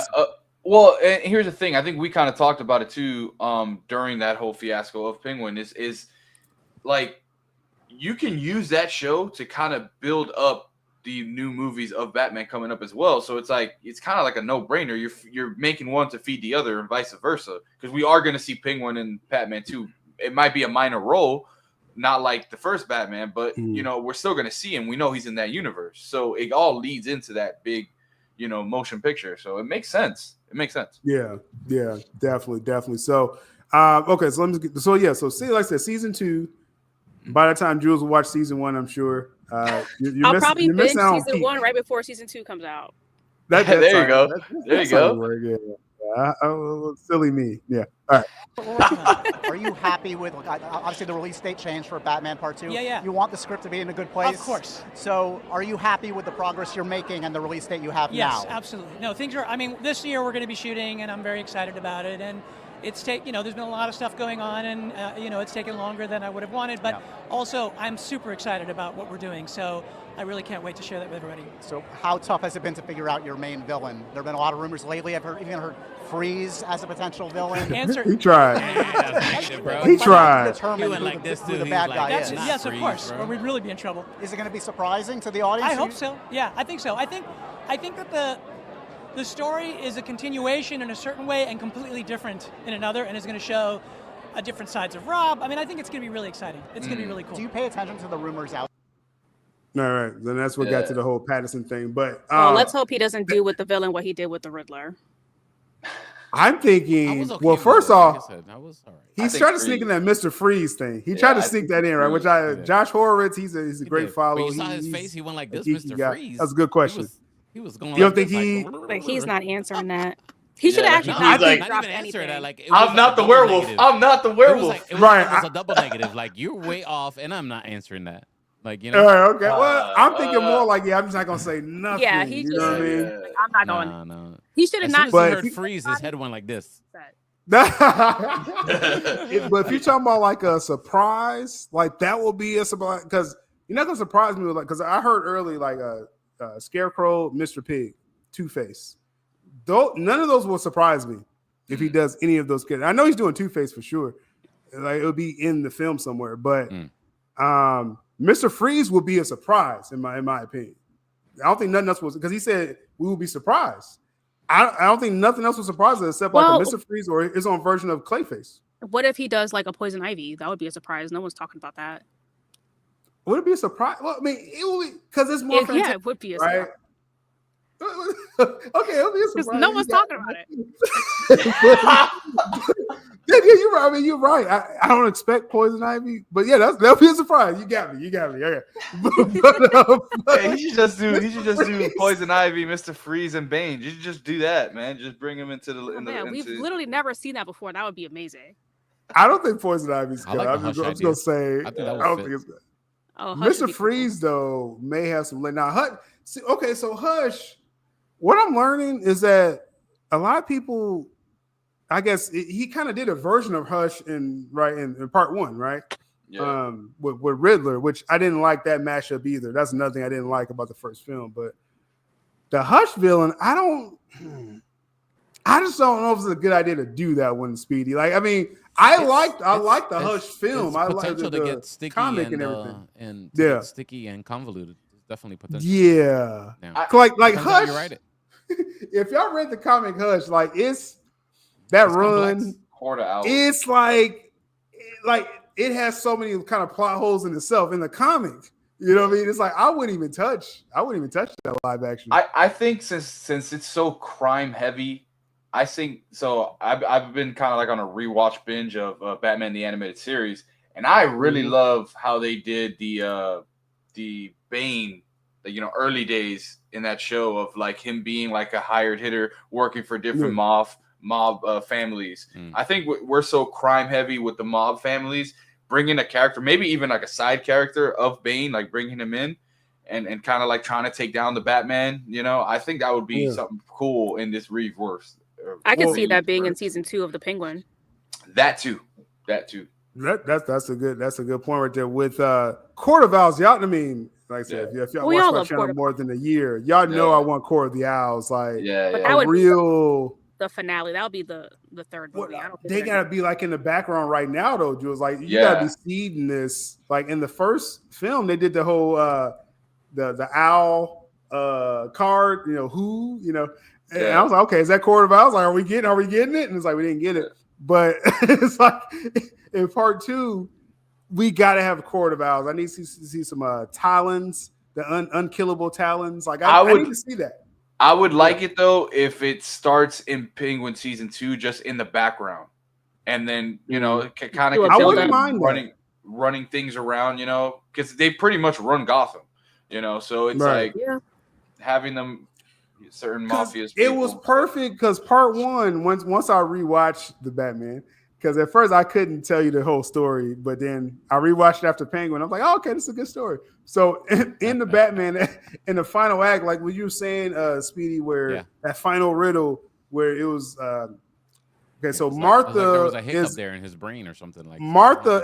Well, not the part where you got mad, but where he revealed Martha was an Arkham descendant, right? Yes, she was part of the Arkham family, and she had a mental illness, and they tried to hide it, and it was like it was a lot with that. And I was like, yo, and then from there, Thomas Wayne had some shady dealings with the Falcons, and so the Riddler, first off, at the end of that film, Speedy, was the Riddler acting like he didn't know Bruce was Batman, or was he trying to say like, I know it, I ain't gonna tell, bro? Because he left that ambiguous to me. It was very ambiguous on purpose. I guess maybe it's something they wanted to leave dangling to maybe use later.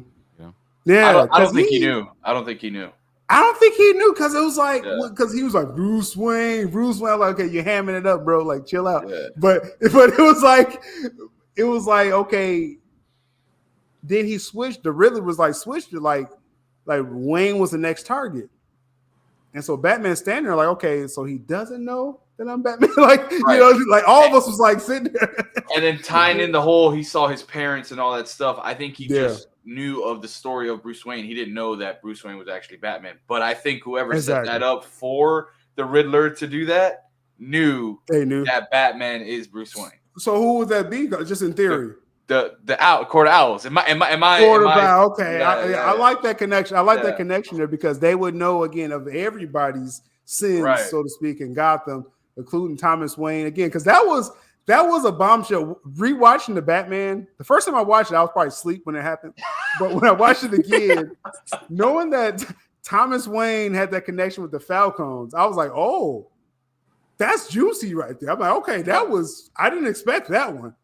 Good job right there, Reeves, on that one. And they left that ambiguous. And then Falcon dies before you find out the truth on it. So it's like, okay, you got me with that one. Like that. So you got to do the Court of Owls. This is my point. Yeah. You got to do the Court of Owls after all that convoluted exposition with that. So, but I think one thing we can say for sure, like, is obviously Reeves has his own separate Batman. Let him build out that world, that crime saga, that gritty Gotham. Exactly. And Gunn, go be fantastical. Have him, fight all the colorful villains you want, in the DCU, the whole Bat family, and the Damian thing. I think that's the main thing. I think people should have been like, are we going to age up Patterson like 20 years? Or is that what we're going to do? It'll be Speedy's theory where they'll just have to recast Patterson, but it'll be the same Batman. Like age him up and cast somebody new. Yeah, I don't like that idea, but I'm just saying, like, if they were to do it, it'll be Speedy's theory. Pattinson's already what in his 40s. They don't need to recast. They literally just let him be Well, his my age. longer Damon's theory what, 12-year-old? was they would fulfill, you know, whatever Matt Reeves' idea is, and then you know, open some kind of portal at the end of Batman Part 3, and you know, and now he's in some weird universe, you know. Sounds like the Flash. Or the Flash messed up something else. Yeah. It sounds like a Flash. You know what I mean? And now he's in this weird universe, and he's like, "What the heck happened?" You know? That's wild. That's wild. Yeah, but that's a very like I said, booky, anime kind of execution. Right. They can definitely go with that overall now. So I think we kind of settled the mystery with that. You know, it's two separate Batman. I think they want to let Reeves get his film out first. It's almost like, and let me know if y'all think the same with this. It's almost like they want to get Reeves Batman out, and they're not even going to allow Brave and the Bold to get out before Reeves does his Batman 2. What you think, Carlos? Yeah, I mean, I said it earlier with what Gunn said. He says he is going to use his Batman from the DCU, but we're not going to really see a full motion picture of him. I don't see. We really don't need to right now. I mean, how he's sprinkling him in, seeing his silhouette, and he kept on hammering on that word. I only want silhouette. I think we're going to see that for the coming years until Matt Reeves is done, or at least to a point to where, okay, now it's time to roll out Brave and the Bold. So that's what I think anyway. Yeah, I think, and it's smart, right? I mean, business. We're talking about business, right? Like, yeah. We hope the general audience will understand there's a difference, but it makes sense to like Reeves is kind of hot right now. The Crime Saga. Let's get that film out, and then we'll do again Bat Family 28, 29, or 30 if you ask Jules. Is what they would do. Poison Ivy has to be the first villain of DCU Batman. So Jules, you struck a chord with people in the chat about Poison Ivy, right? You kind of pushed that pretty hard. I mean, it wasn't fully serious, but it's your fault, Jules. Yeah, way to go, Jules. Way to go. No, just whatever you say here is law. You know when you say it, right? So yeah, I'm looking forward to what they do. Like I said, for both versions. But right now, our focus, as far as Batman related, it is on Reeves and the Crime Saga. So we'll see what they got. They're supposed to go into production by, I think, the end of spring. We'll see if they make it. Oh, I didn't know they were actually going into production this year. So we actually get this on time now. We'll see. Well, that's why they pushed back that release date, 2027. Yeah. So as long as they get in production this year, they'll make the 2027 date. Yeah. For sure. I got one more thing I want to throw to y'all. I know the crew, I don't know how y'all schedule is going right now, but I just want to throw one more story to y'all. And especially for Speedy, because we it's Star Wars related. Oh, Star Wars related. So I just want to get your take on this. Then we're gonna wrap this up. I don't like the headline. But. So that's why I pulled it up. Now, first off, before we get to that, you got the Skeleton Crew going on right now with Star Wars. Yeah. After the Alka, like I've been so scorned. Like I tried to start the press play on a Skeleton Crew. I hesitate. Are you liking the show? I'm liking the show. I'm liking the show. It does start very juvenile and Goonies, fair. For the first 3 episodes, and family fun, family adventure, and lately, but this last 2 episodes, 4 and 5 maybe, has taken a kind of is starting to go a little dark. The kids are starting to realize that they messed up, that they're in trouble. People around them are getting murked. Like they're starting to take it a little bit more seriously. Betrayal is starting to happen. Things like that. Those are the things that are happening. Yeah, it's starting to get a little real. Not in a like an adult way, but in a serious consequences. Way. Yeah, consequences way. Not in an adult way, like like Creature Commanders, for example. That's it. But it's definitely like I really hate the 1 episode a week. I get why they do it, but for some products like this product, I don't think they should have done that. They should have just from these last 2 episodes, they should have just put it all out there and let people consume the whole product. That's an interesting point right there. It because doesn't work with some shows with the way. Right. I agree with some shows got to be binged. Yeah. If you watch episode 1 of Skeleton Crew, if you're like not feeling the the juvenile vibes, you're out. Yeah. You know what I mean? You're out. You're out. And there's no way I'm not getting you back unless you watch the show right now and heard that what I told you about 4 and 5, and if you decide you feel like investing in it now. You know? But if it was all up, you would have been like, and you would have, gotten through some of it and you would have been like, and watched the evolution of the theme, for where it's at right now. So prime example, Invincible over at Prime. If that would have all dropped. Yeah.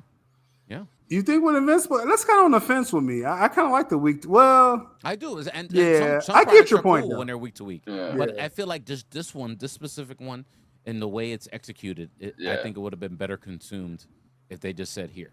Weekly releases really only work for like really big phenomenon type shows, like a Game of Thrones, Superman and Lois. Something like this where it's like whatever. It's like no, I'm gonna forget what happened at next week. Like just give me I'm in the mood. That's the point. That's the point, Jules. Like appointment television, right? Like everything's not. You know what I mean? And it also becomes like a long time discourse too. Like we're talking about it week to week, or YouTube and podcasters and people in general online are just talking about it episode to episode. You know what I mean? So it stays in the algorithm, for lack of better words. You know what I mean? So that's one way. That's one reason why they do it week to week. Yeah, we know that, unfortunately. Yeah. But it's like they blew that load with Alkalite. Like that was their chance to do that week to week.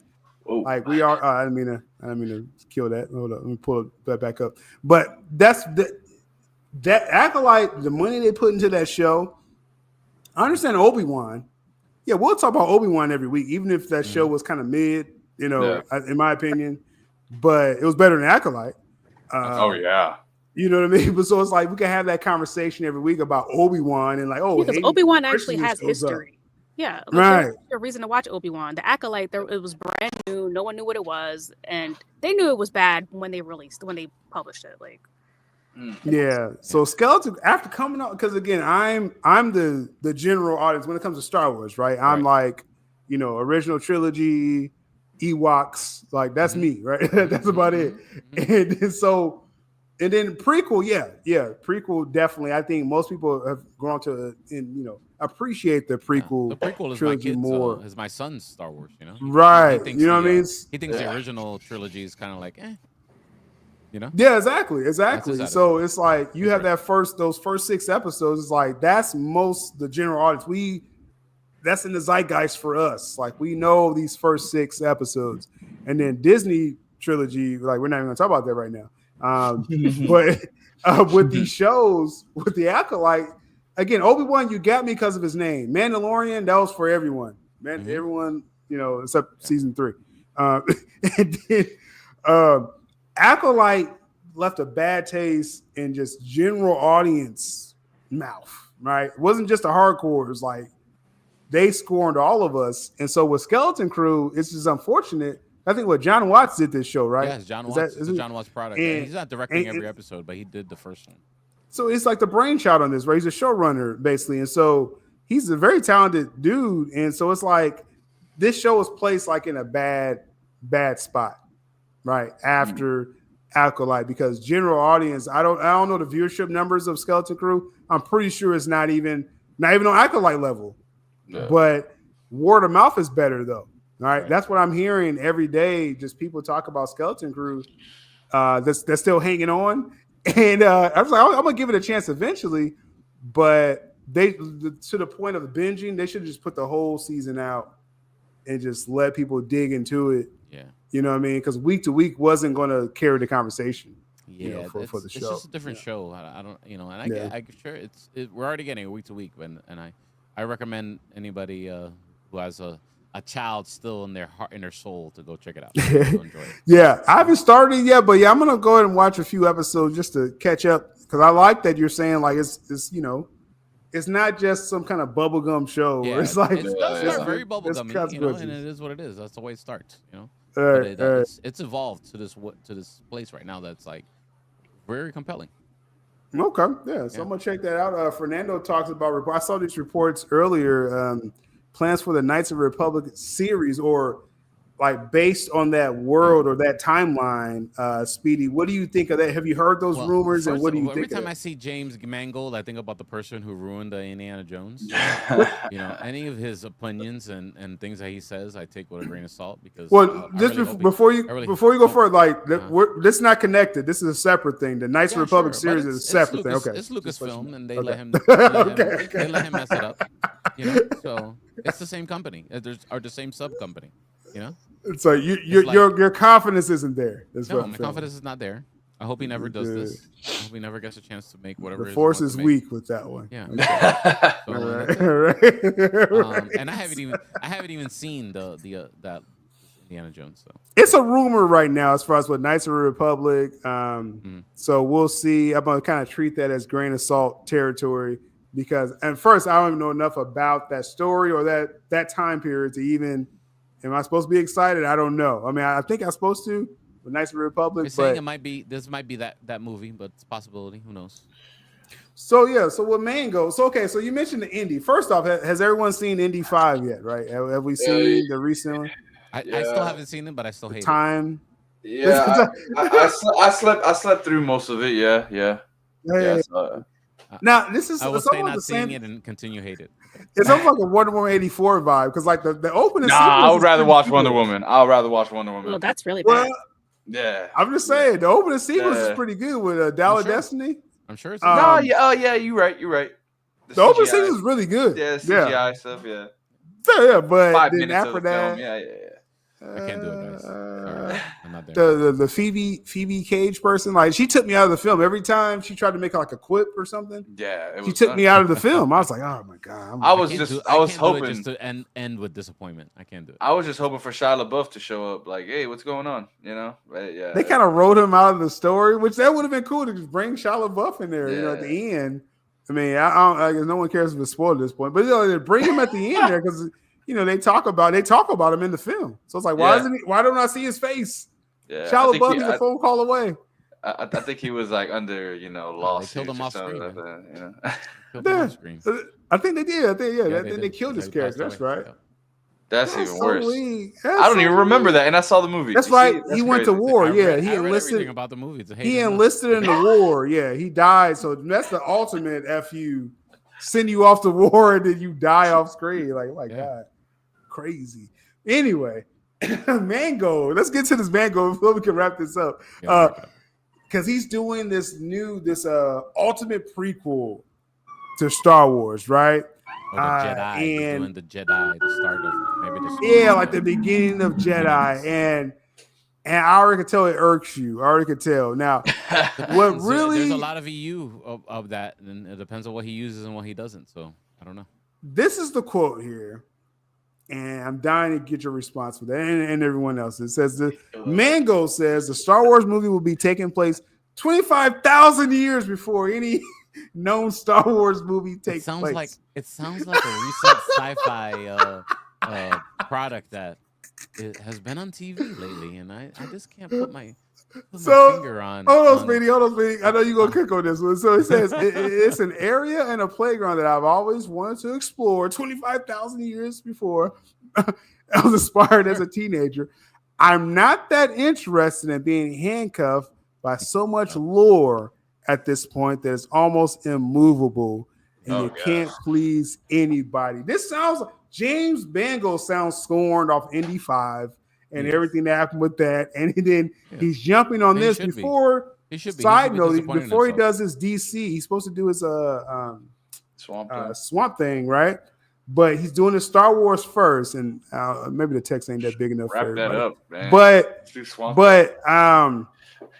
Speedy, what do you think with the lore? So he's talking about canon. He doesn't want to worry about canon, Star Wars canon. So no Skywalker, no prophecies. So that's what the Acolyte should have did. But go ahead, Speedy. What you say with that? He's mad because he turned in a creative writing assignment in his English 3 class. You know, and then the professor told him, "You're getting a D, bro. This isn't creative writing class. Okay, all we need you to do was You know, do what do the story beats. You know, but I think it's cool. I think from what we've seen already, he does want to be creative and take liberties, and I think doing that in the Star Wars universe would help that. The only problem with this is if you as I like what Music City Soul says, if Dune is that you? And here's the difference between Dune. And Dune is one of the inspirations for Star Wars. If you did not know that, one of the many inspirations for Star Wars. In Dune's, a lot of people are not up on the lore and the novels for Dune, you know. So like I watched the whole Dune prophecy thing, and I didn't catch any of the Easter eggs or very little of the stuff, but I enjoyed the show for what it was, and I didn't feel handcuffed to be like, oh no, that's lore breaking. Gosh darn it! What the heck is Warner Brothers doing? You know, like I really just enjoyed the show for what it was, you know. And I thought it was cool. And your mileage may vary, you know, because it's art at the end of the day, right? Or not. But when you're talking about Star Wars, and there's just so much lore out there, and so many people who are hard, sweaty nerds about it. When you do this, you have the potential for irking and creating a narrative that's going to drag down what you're working on. So it needs to be shepherded. It needs to be handled with kids' gloves, done right, with a somebody in Lucasfilm, you know, following closely, you know, maybe giving some extended old universe advice. You know, oh, maybe you should use this as what used to be in the old extended universe in the past, and you know, fans will like that, and you know, and really worked on, and you know, a script that's really written and rewritten and written again and combed through with a fine-tooth comb, and then maybe this will be appreciated better than just, oh, we're just gonna go 25,000 years in the past and do whatever, you know, because it's gonna have way more scrutiny. It sounds like a reboot, Speedy. That's what I'm getting with this. It's really far in the past, so I don't take it as a reboot. No, I don't take it as a reboot. And there's plenty of extended universe stuff for the Jedi, and you look on YouTube, you can find a bunch of Star Wars explained things and theory stuff, and that they explain about all that past Jedi stuff. That's from the extended universe. But here take Star Wars and you take the Dune product and the Star Wars stuff. I don't care how many thousands of years in the universes you go with Star Wars, it's gonna get just so much scrutinized more than anything that Dune puts out. Yeah. No, yeah, no. Star Wars, that brand, that's the nature of the brand and the beast. As popular, it comes with the popularity of the brand. Even if people are like shitting on it every lore show, it's a lore landmine. Yeah. Star Wars is still gonna be in the conversation. Landmine. It's like if you mess up, make the wrong step, boom. You know? Yeah. So this take here, I mean, so like you said, you're not taking this as like a reboot, but it's almost like he said, he don't want to be handcuffed to any. Don't want to be handcuffed, but you are. Yeah. You are by the fans, especially in Star Wars. I mean, it's almost like saying like, oh, like I'm gonna do Superman, but no, I'm gonna go back 25,000 years. Like, it's like, bro, it's still Superman. Bro. Yeah, there's so much lore and so much stuff and easy accessible things. Like if you want the Force is still the Force. If you want to know about Dune lore, you'd have to really dig. You know, I don't think there's I don't know if somebody's got a YouTube. I don't think there's a lot. Yeah, it's not. It's not as. You know what I mean? It's just, it is what it is. That's the brand. You know, and Warner Brothers kind of went out with that. You know, they don't have these bumpers on all the time. Right. You know. Yeah, like Music says here. Yeah, the James Mangold, he's scared. He I'd rather if I'm gonna I'm signing up for Star Wars. Okay. I want to do like a Descendant of Skywalker. I want to jump in there. Let's say, you know what I mean? Let's say Snyder's Rebel Moon, right? And next couple movies or whatever, he could go somewhere else, and we'll just say, okay. Why? Because there's nothing there. There's no basis for lore or anything. You know, they're making up right now, like they're creating. But this is Star Wars. You can't. Star Wars, you can't have what Zach. No matter what people feel about Rebel Moon, Zach has created a new franchise that they're doing spin-offs and stuff off of, and it's fresh. Star Wars, no, you don't have that luxury. You have a canon, a lore, and if you sign up for that, you have to respect the lore. You have to. Yeah. So no matter what he tries to do in the 25,000 years in the past, if they're like, so people know how to do that now, 25,000 years, no one knows. When you see, you know what I'm saying, the original trilogy, no one had those force abilities. It's already going to be messed up. You know what I'm saying? In my opinion. Yeah. With that, so that is what it is with Star Wars. Carlos, you got any thoughts with it? Because like I said, I'm very general. I don't know. I'm waiting to see what Mango did the Logan film, so he has like a pass for me for about 10 years, right? I'm just gonna let y'all know that. So I'm gonna see what Mango does. He's gonna do DC real soon. But what do you think, Carlos, just with this idea of avoiding the lore? Yeah, I'm kind of like you. I'm very general audience when it comes to this. I don't really know much. I mean, the only reason why I really haven't seen The Acolyte is because of everything horrible I've heard, and obviously what Speedy and Danny have said about it. So like, I have heard the same about Skeleton Crew, that it's good. So I might check it out just because, if I'm bored not doing anything, just put it on there and watch it. But with the whole lore thing, I mean, something that's been built for generations and for so long, like it's what he's pretty much doing is doing a very expensive fan film. That's what I'm getting from reading this article. He wants to do his own thing, and I like it's. I mean, he's trying to do his own thing, his own lore, his own stuff. I mean, it's kind of what a fan film is. We've seen it multiple times, and I mean, it's like you said, it's James Mangold, Logan. So will I watch it? Yeah, I mean, I'm a movie buff. I'm gonna go watch it anyways. But is it gonna be good? That's I guess that's up to the audience to decide. I guess But yeah, that's like we'll see. Jules, just in general, I know it's almost like just kind of wait and see, right? Because I know you've seen some of The Acolyte, right? Yeah, whatever we watched together. We talked about, that was terrible. But just as far we only made it like halfway through. Yeah, it was, that's selling me on Acolyte. We got that far because of Danny. I'm still trying to erase that from my brain. Because of Danny. It was because of Danny. It's all Danny's fault. He's like, this watch party, nobody loves me. I'm just kidding, Danny. We love you. Go ahead. Just to add on to what you guys are saying, like Star Wars transcends any individual creative. Unless you're George Lucas, you don't really have a right to really have that much of an opinion.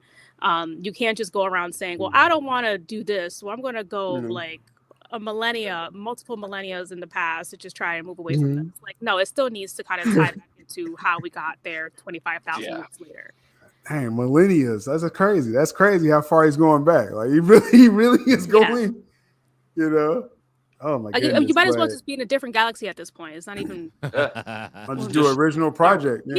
Just do what Zack Snyder did with Rebel Moon. Make your own thing. Exactly. You got the Star Wars suburbs now, okay? I mean, it's no way, Speedy. There's no way they can do like an Elseworld Star Wars. I don't think that's not even like in the. You don't even need to. The universe is so large. Here comes the lore part. The only lore part where they mess around with time and space is the Between Worlds, which was introduced in the Rebels TV show, where Ezra, I forget the rest of his name. He saves Ahsoka from death by being killed from Darth Vader, and that's how Ahsoka has that continuation in her own show and all that stuff, because she was saved in that area, that world between worlds, they call it, and nobody really knows. That's the only time they played around with it, and nobody really knows exactly how it works. If you go back into time and maybe like kill Luke Skywalker, would it really mess up all the wars? Nobody really knows how it would. It's like it's almost Terminator like. It is, and then how does it work? There's never been really explained. It was the only time that there's been like time manipulation, unless there's something in the extended universe, which I'm probably forgetting, which is quite possible, but none of that's canon. So I just don't understand why they don't just go into a different galaxy. The universe is so vast, and they're just like stuck in this one galaxy. Like, you really want to make your own, the story is still under the lore, though, right? Yeah. In the lore, technically, like our universe exists in Star Wars. Remember that this is a story from a long time ago. it says it in the crawl, in a galaxy far, far away. So, and, so there are multiple galaxies that we can, and including the creature, the ET creature, in Attack of the Clones, that also, it kind of like bridged for Star Wars nerds that, ET was actually on Earth. There was that creature on Earth, and those creatures exist in Star Wars. So Earth technically exists somewhere in a galaxy far, far away in the Star Wars lore. That's lore. Yeah. I mean, hey, it's a reason why they're not going back into theaters. Yeah, right. That's like true. Mind melding right there. It is a little mind melding. But that's what you sign up for. I'm saying, if you sign up for a Star Wars project, you're signing up for the lore. You can't backtrack, Mangold, and say, "Oh yeah, I don't want the lore." It's like, bro, like then it's not Star Wars. Up for this. Right. Yeah, you gotta take that on or back out, pull out. I said he need to just wrap that up and start Swamp Thing. Yeah. And technically, Fernando. Yeah, exactly. I'm with you on that. Disney kind of did a multiverse in Star Wars because they have these animated. I forget what they call it now. There's a word. Gosh, somebody help me. They have the tale. You talking about the Tales of the Jedi and Tales of the Sith? That's lore. There's the other ones, the ones that they let people create. It's kind of like a what if scenario. What if? I forgot what scenes that was called. Or vibes. Visions. Star Wars Visions. There you go. Yeah. That's technically that's there. They had some good stuff with that. Yeah, that's they already started with alternate versions. Yeah. Mangold, get on that. Get on that, man. That's what Mangold. He should call it Star Wars Vision for theatrical. That's what he should do. If that's what he wants to do, we're not worried about the lore, because that does kind of. I don't know if it breaks rules, Speedy, because I don't. And then we don't own anything. Hold the line that long. It just jumps around. George Lucas sold Star Wars a long time ago for billions of dollars, guys, and we don't own any piece of it. Disney owns it now. They can do whatever the heck they want with it, whether we like it or not. So yeah, that's it. That's really the main. Yeah, that's where we're at. So we'll see. Yeah. It just that's not good vibes from Mangold early though. He's like, I'm tired of this lore, man. I'm gonna do my own. It's like because now us DC fans are questioning: are you gonna have that same sentiment when it comes to Swamp Thing? Good point. Good point. He's working on Swamp Thing, right? Yeah, he signed on to do it, and he's supposed to write or at least co-write it and direct it. We're nowhere close. That's another 2029 project, right? Swamp Thing, but. It's like, bro, if you don't care about the lore of Swamp Thing, then you're gonna have a lot of pissed off DC Comics fans. This just might not be his. He needs to come up with unique stuff. Yeah. Why don't you just fall back off this fantasy shit? I'm just saying, because with that Swamp Thing show, with how good that Swamp Thing show was, like you can't really you can't come in here and do a donut. That's not gonna happen. No, yeah, that Swamp Thing show was pretty wild and on point. For sure. So interesting. But yeah, like I said, I wanted to get Speedy's take on that because he's a resident Star Wars fan. So we'll see what happens with Mangold and all that. As we wrap this up, any last minute comments or questions, throw it in the chat. I want to address this here with Toby saying the Rogue Squadron movie in style of Top Gun could be incredibly exciting. Not sure about Patty, though. As far as what I heard with production info, Rogue Squadron is back in production, right? It's back in early development. And Patty Jenkins is still attached to it, as far as what I heard. So I know people a couple years ago was like, "Oh, it's canceled and Patty's out and all this stuff." It's like, nah, I think it's back. It sounded like it's back, and that Patty's still attached to it. Speedy, I guess your general thoughts on that? That Rogue Squadron is a thing. I love the X-Men, not X-Men, the X-wing TIE fighter. Dog fighting kind of idea of a story that would have been, the best explanation of that is literally in Skeleton Crew. There's a scene, spoiler alert, I guess. There's a scene, I won't spoil it too much. There's a scene where X-wings come out and battle some pirates, and the kids are just looking at. They're like, this is the first time they've ever seen X-wings. They're just like, oh, what is that? Oh man, those things are cool, and that's kind of like everybody thought X-wing was cool. I mean, who didn't have an X-wing toy? Back then. So I think there's definitely a lot of potential for that. I don't know how they could ruin that, especially with the things that they built up with the Mandalorian, the gentleman that's the pilot, the New Republic pilot. They could use him. They could go a different route. They could do a lot of different things. I think there's a lot of potential there for a really cool movie. I think, yeah. I mean, well, after Top Gun Maverick, right? Like, I think everyone was like, okay, just make it look cool.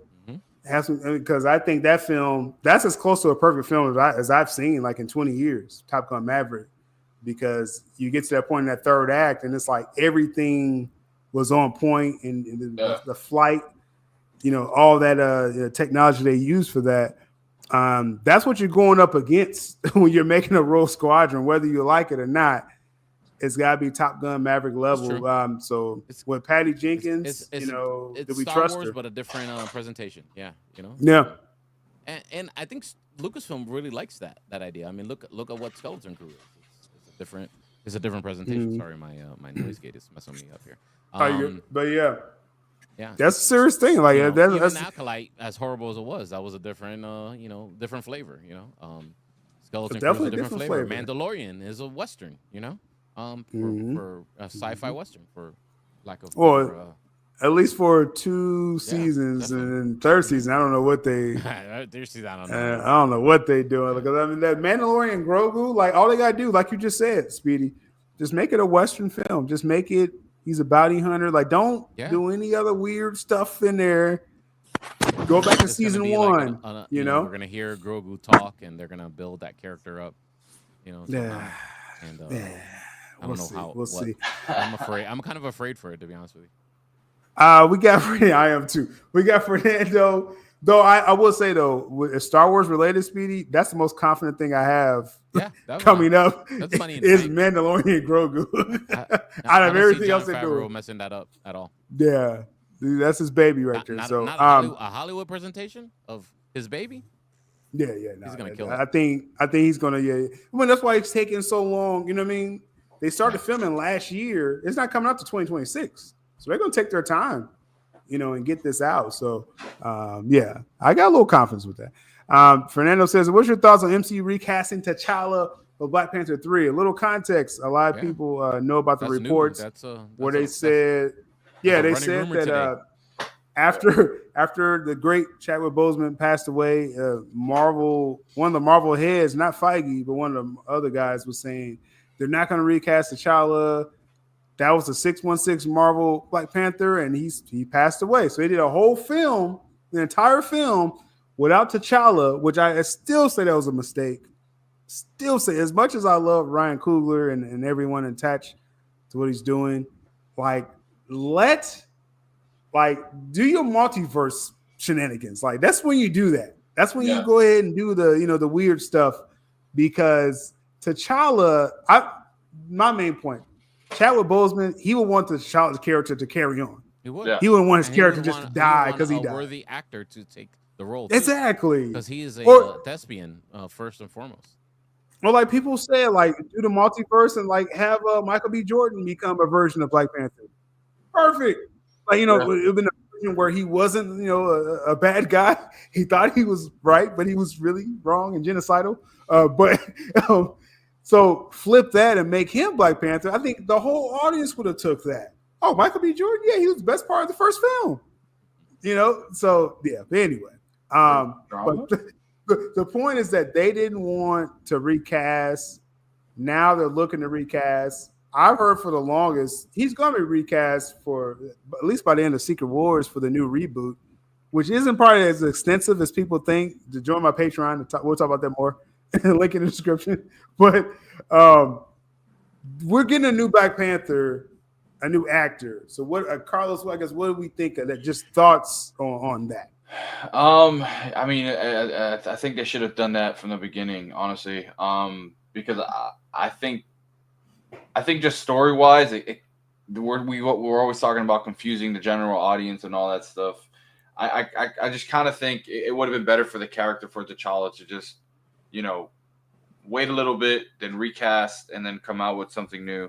And I mean, I'm okay with it, and I think it's more on your end on what you're saying on where it's going to be on that reboot side of things. It'll make much more sense going that route.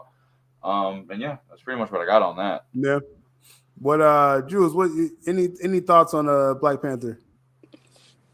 I mean, I feel like it was a mistake to not recast him from jump. Chadwick Boseman would have wanted that anyway.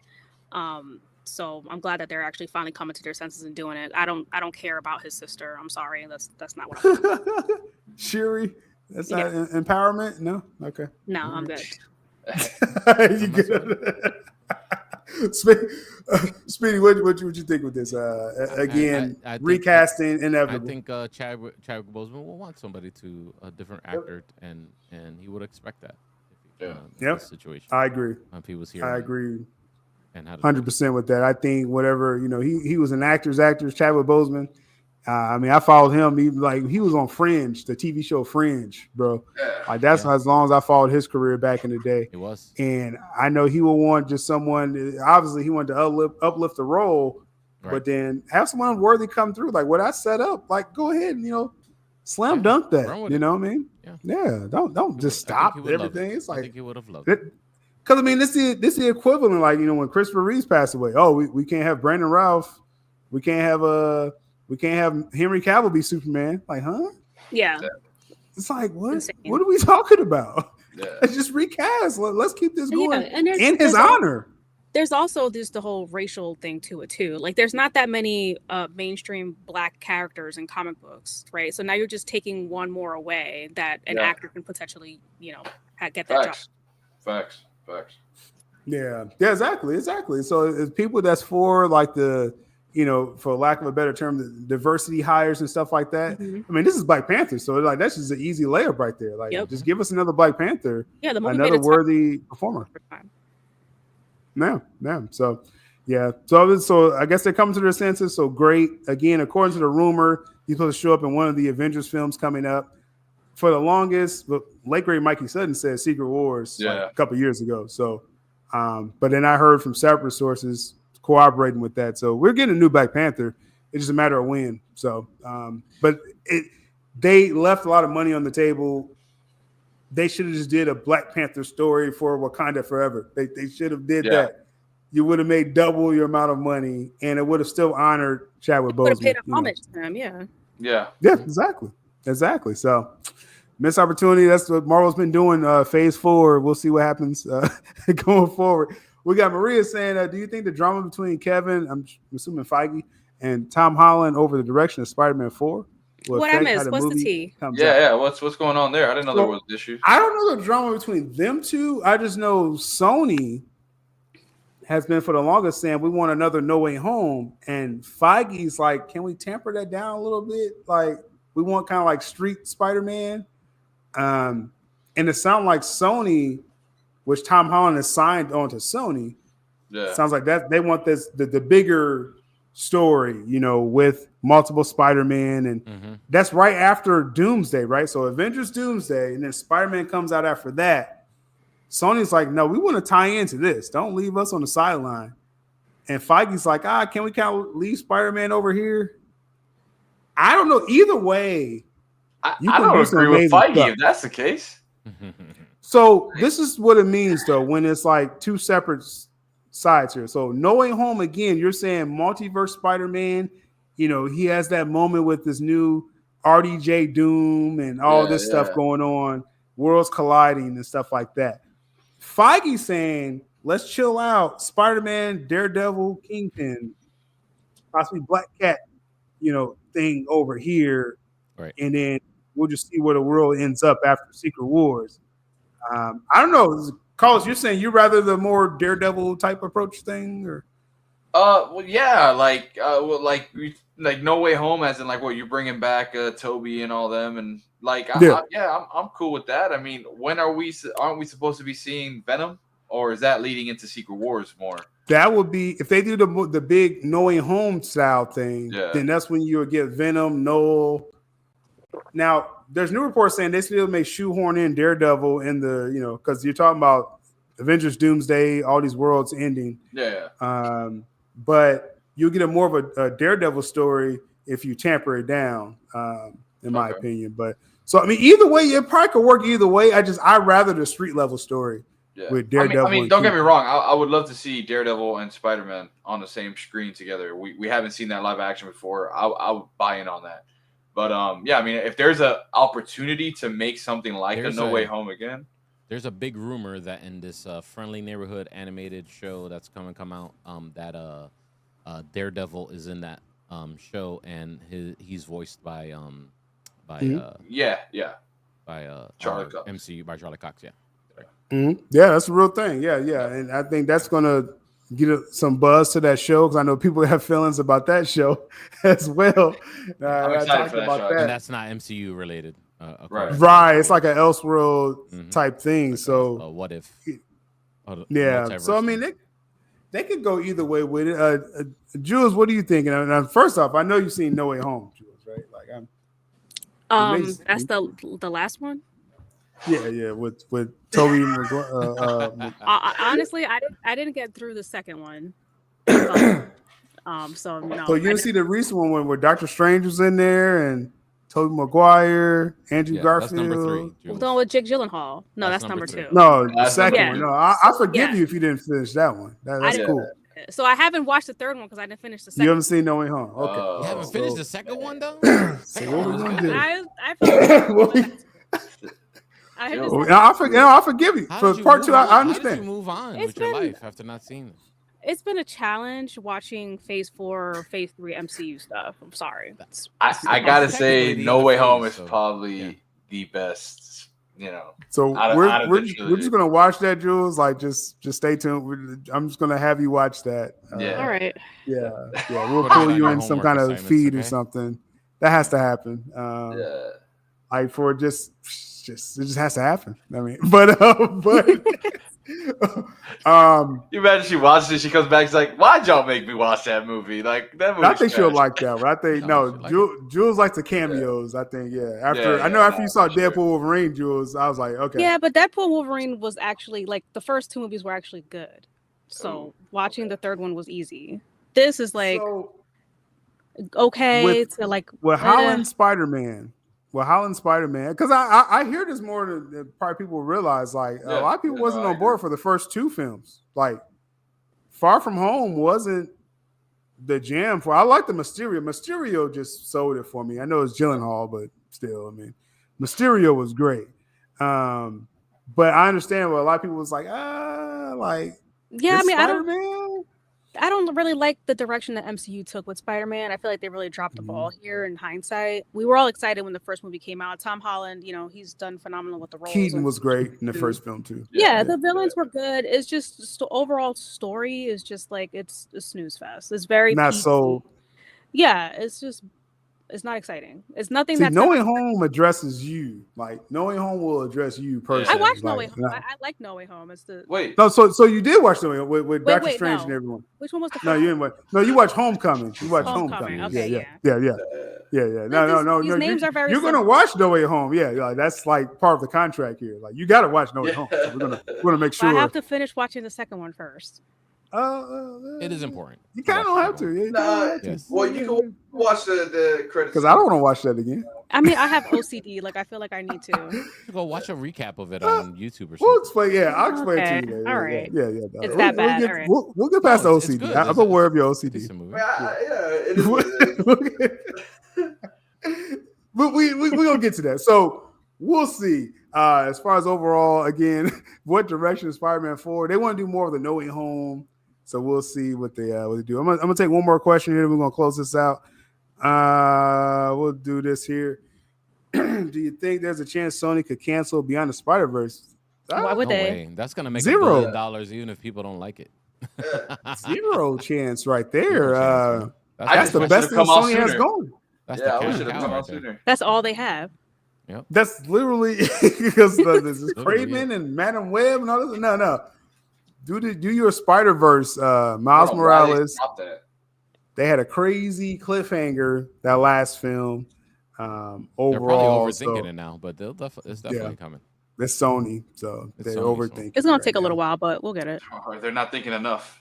But no cancel. No, Sony knows they make money with that. They get Oscar buzz from the animated project, so they're not gonna give that away. And they're not going to sell their Spider-Man rights. That was just one of the dumbest rumors I heard. Yeah. Outside of Reeves Batman becoming Gunn's Batman, those kind of like the same level of no, dumbness. Sony selling the Spider-Man definitely. That's even more. Dumber. That's like way dumber. Yeah. Because it was a chance, for Reeves.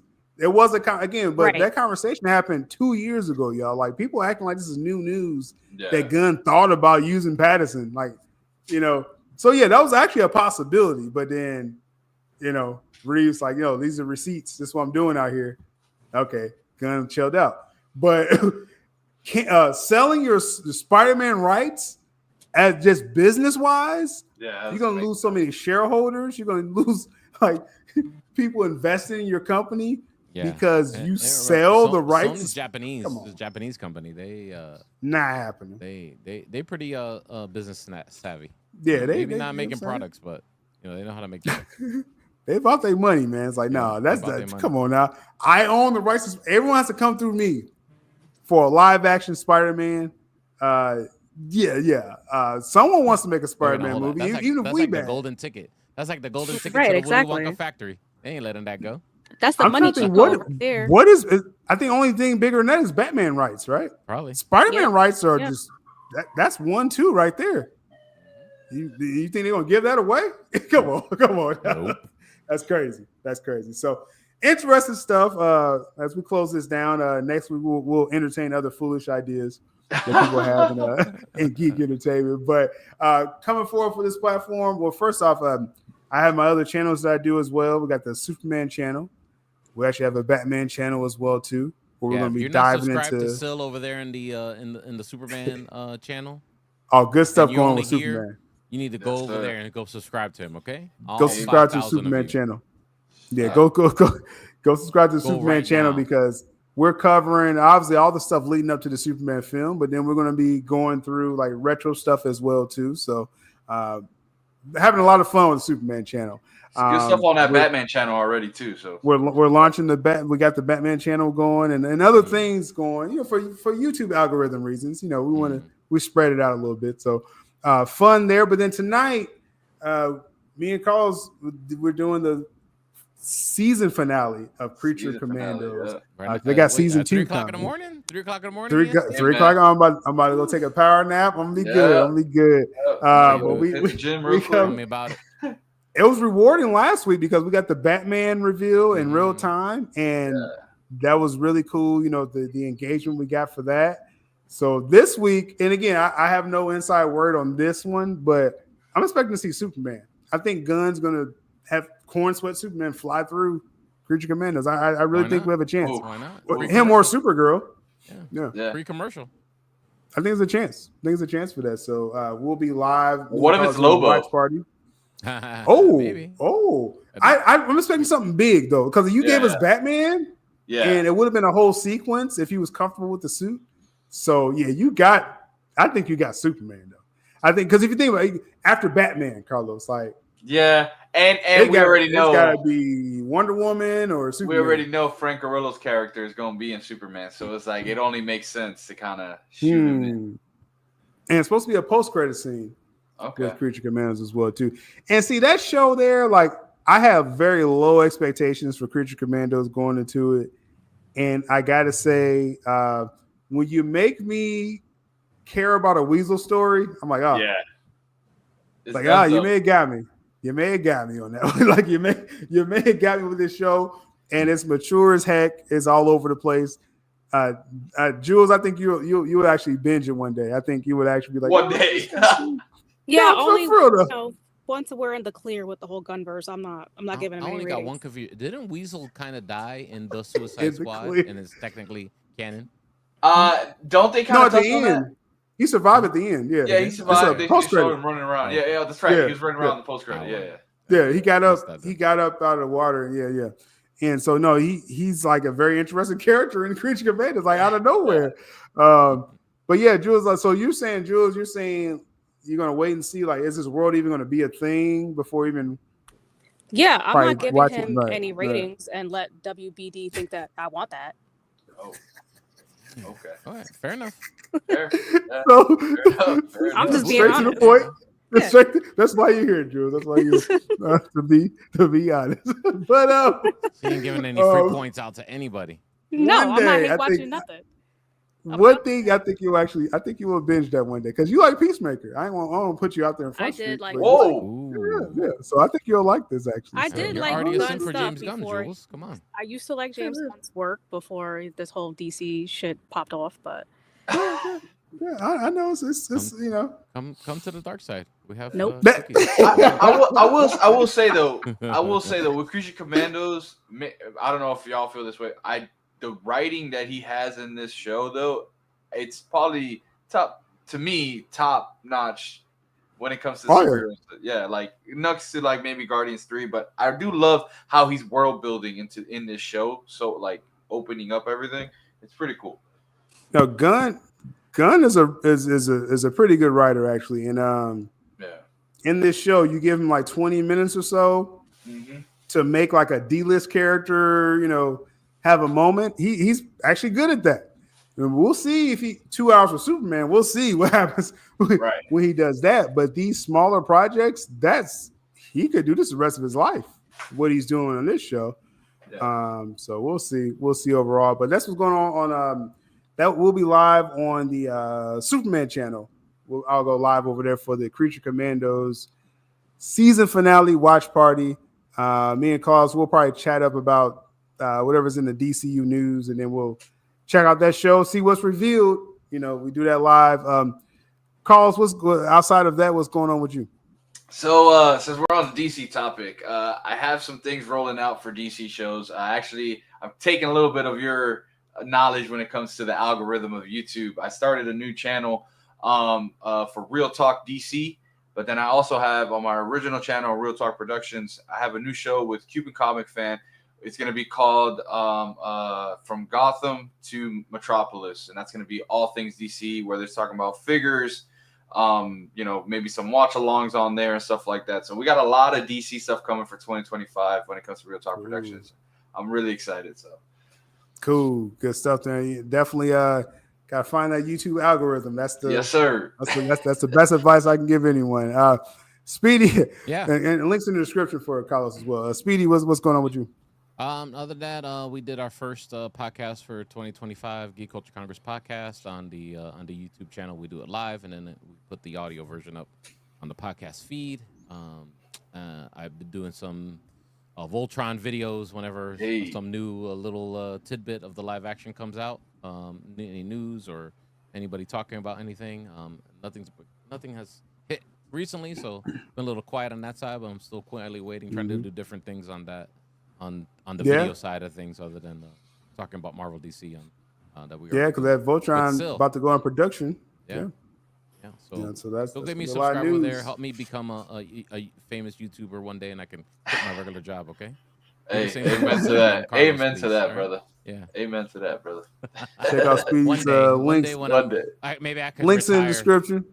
Links in the description for Speedy for sure. And Jules, you already know. Just follow her on Twitter, especially during Yankee season. It's very entertaining. Yep. Handle is on the screen.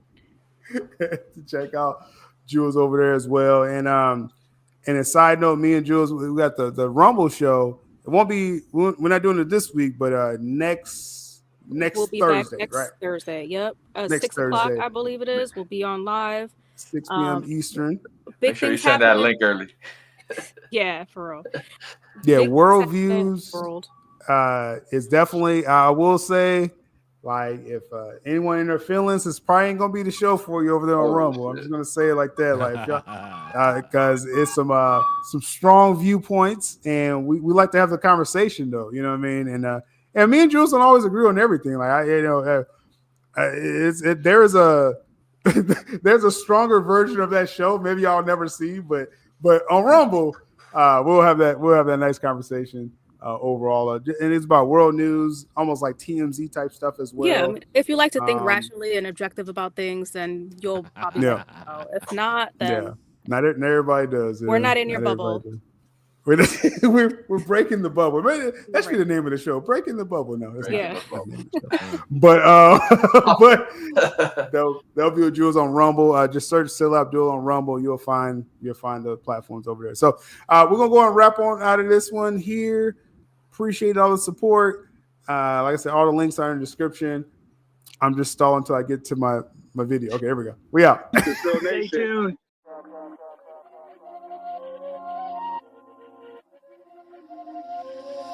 Sylabdul ink to speak true as he bring the news. Coffee talk, stay brew, kick back, get real comfortable. Here to stay, no underlay, make sure I be's informed. On the road, on the go, playing ball on that pavement floor. It's the lifestyle right now, make sure you like, comment, subscribe. Guaranteed all week's going to always be on time. That's my word, y'all heard from Il Divino Vega.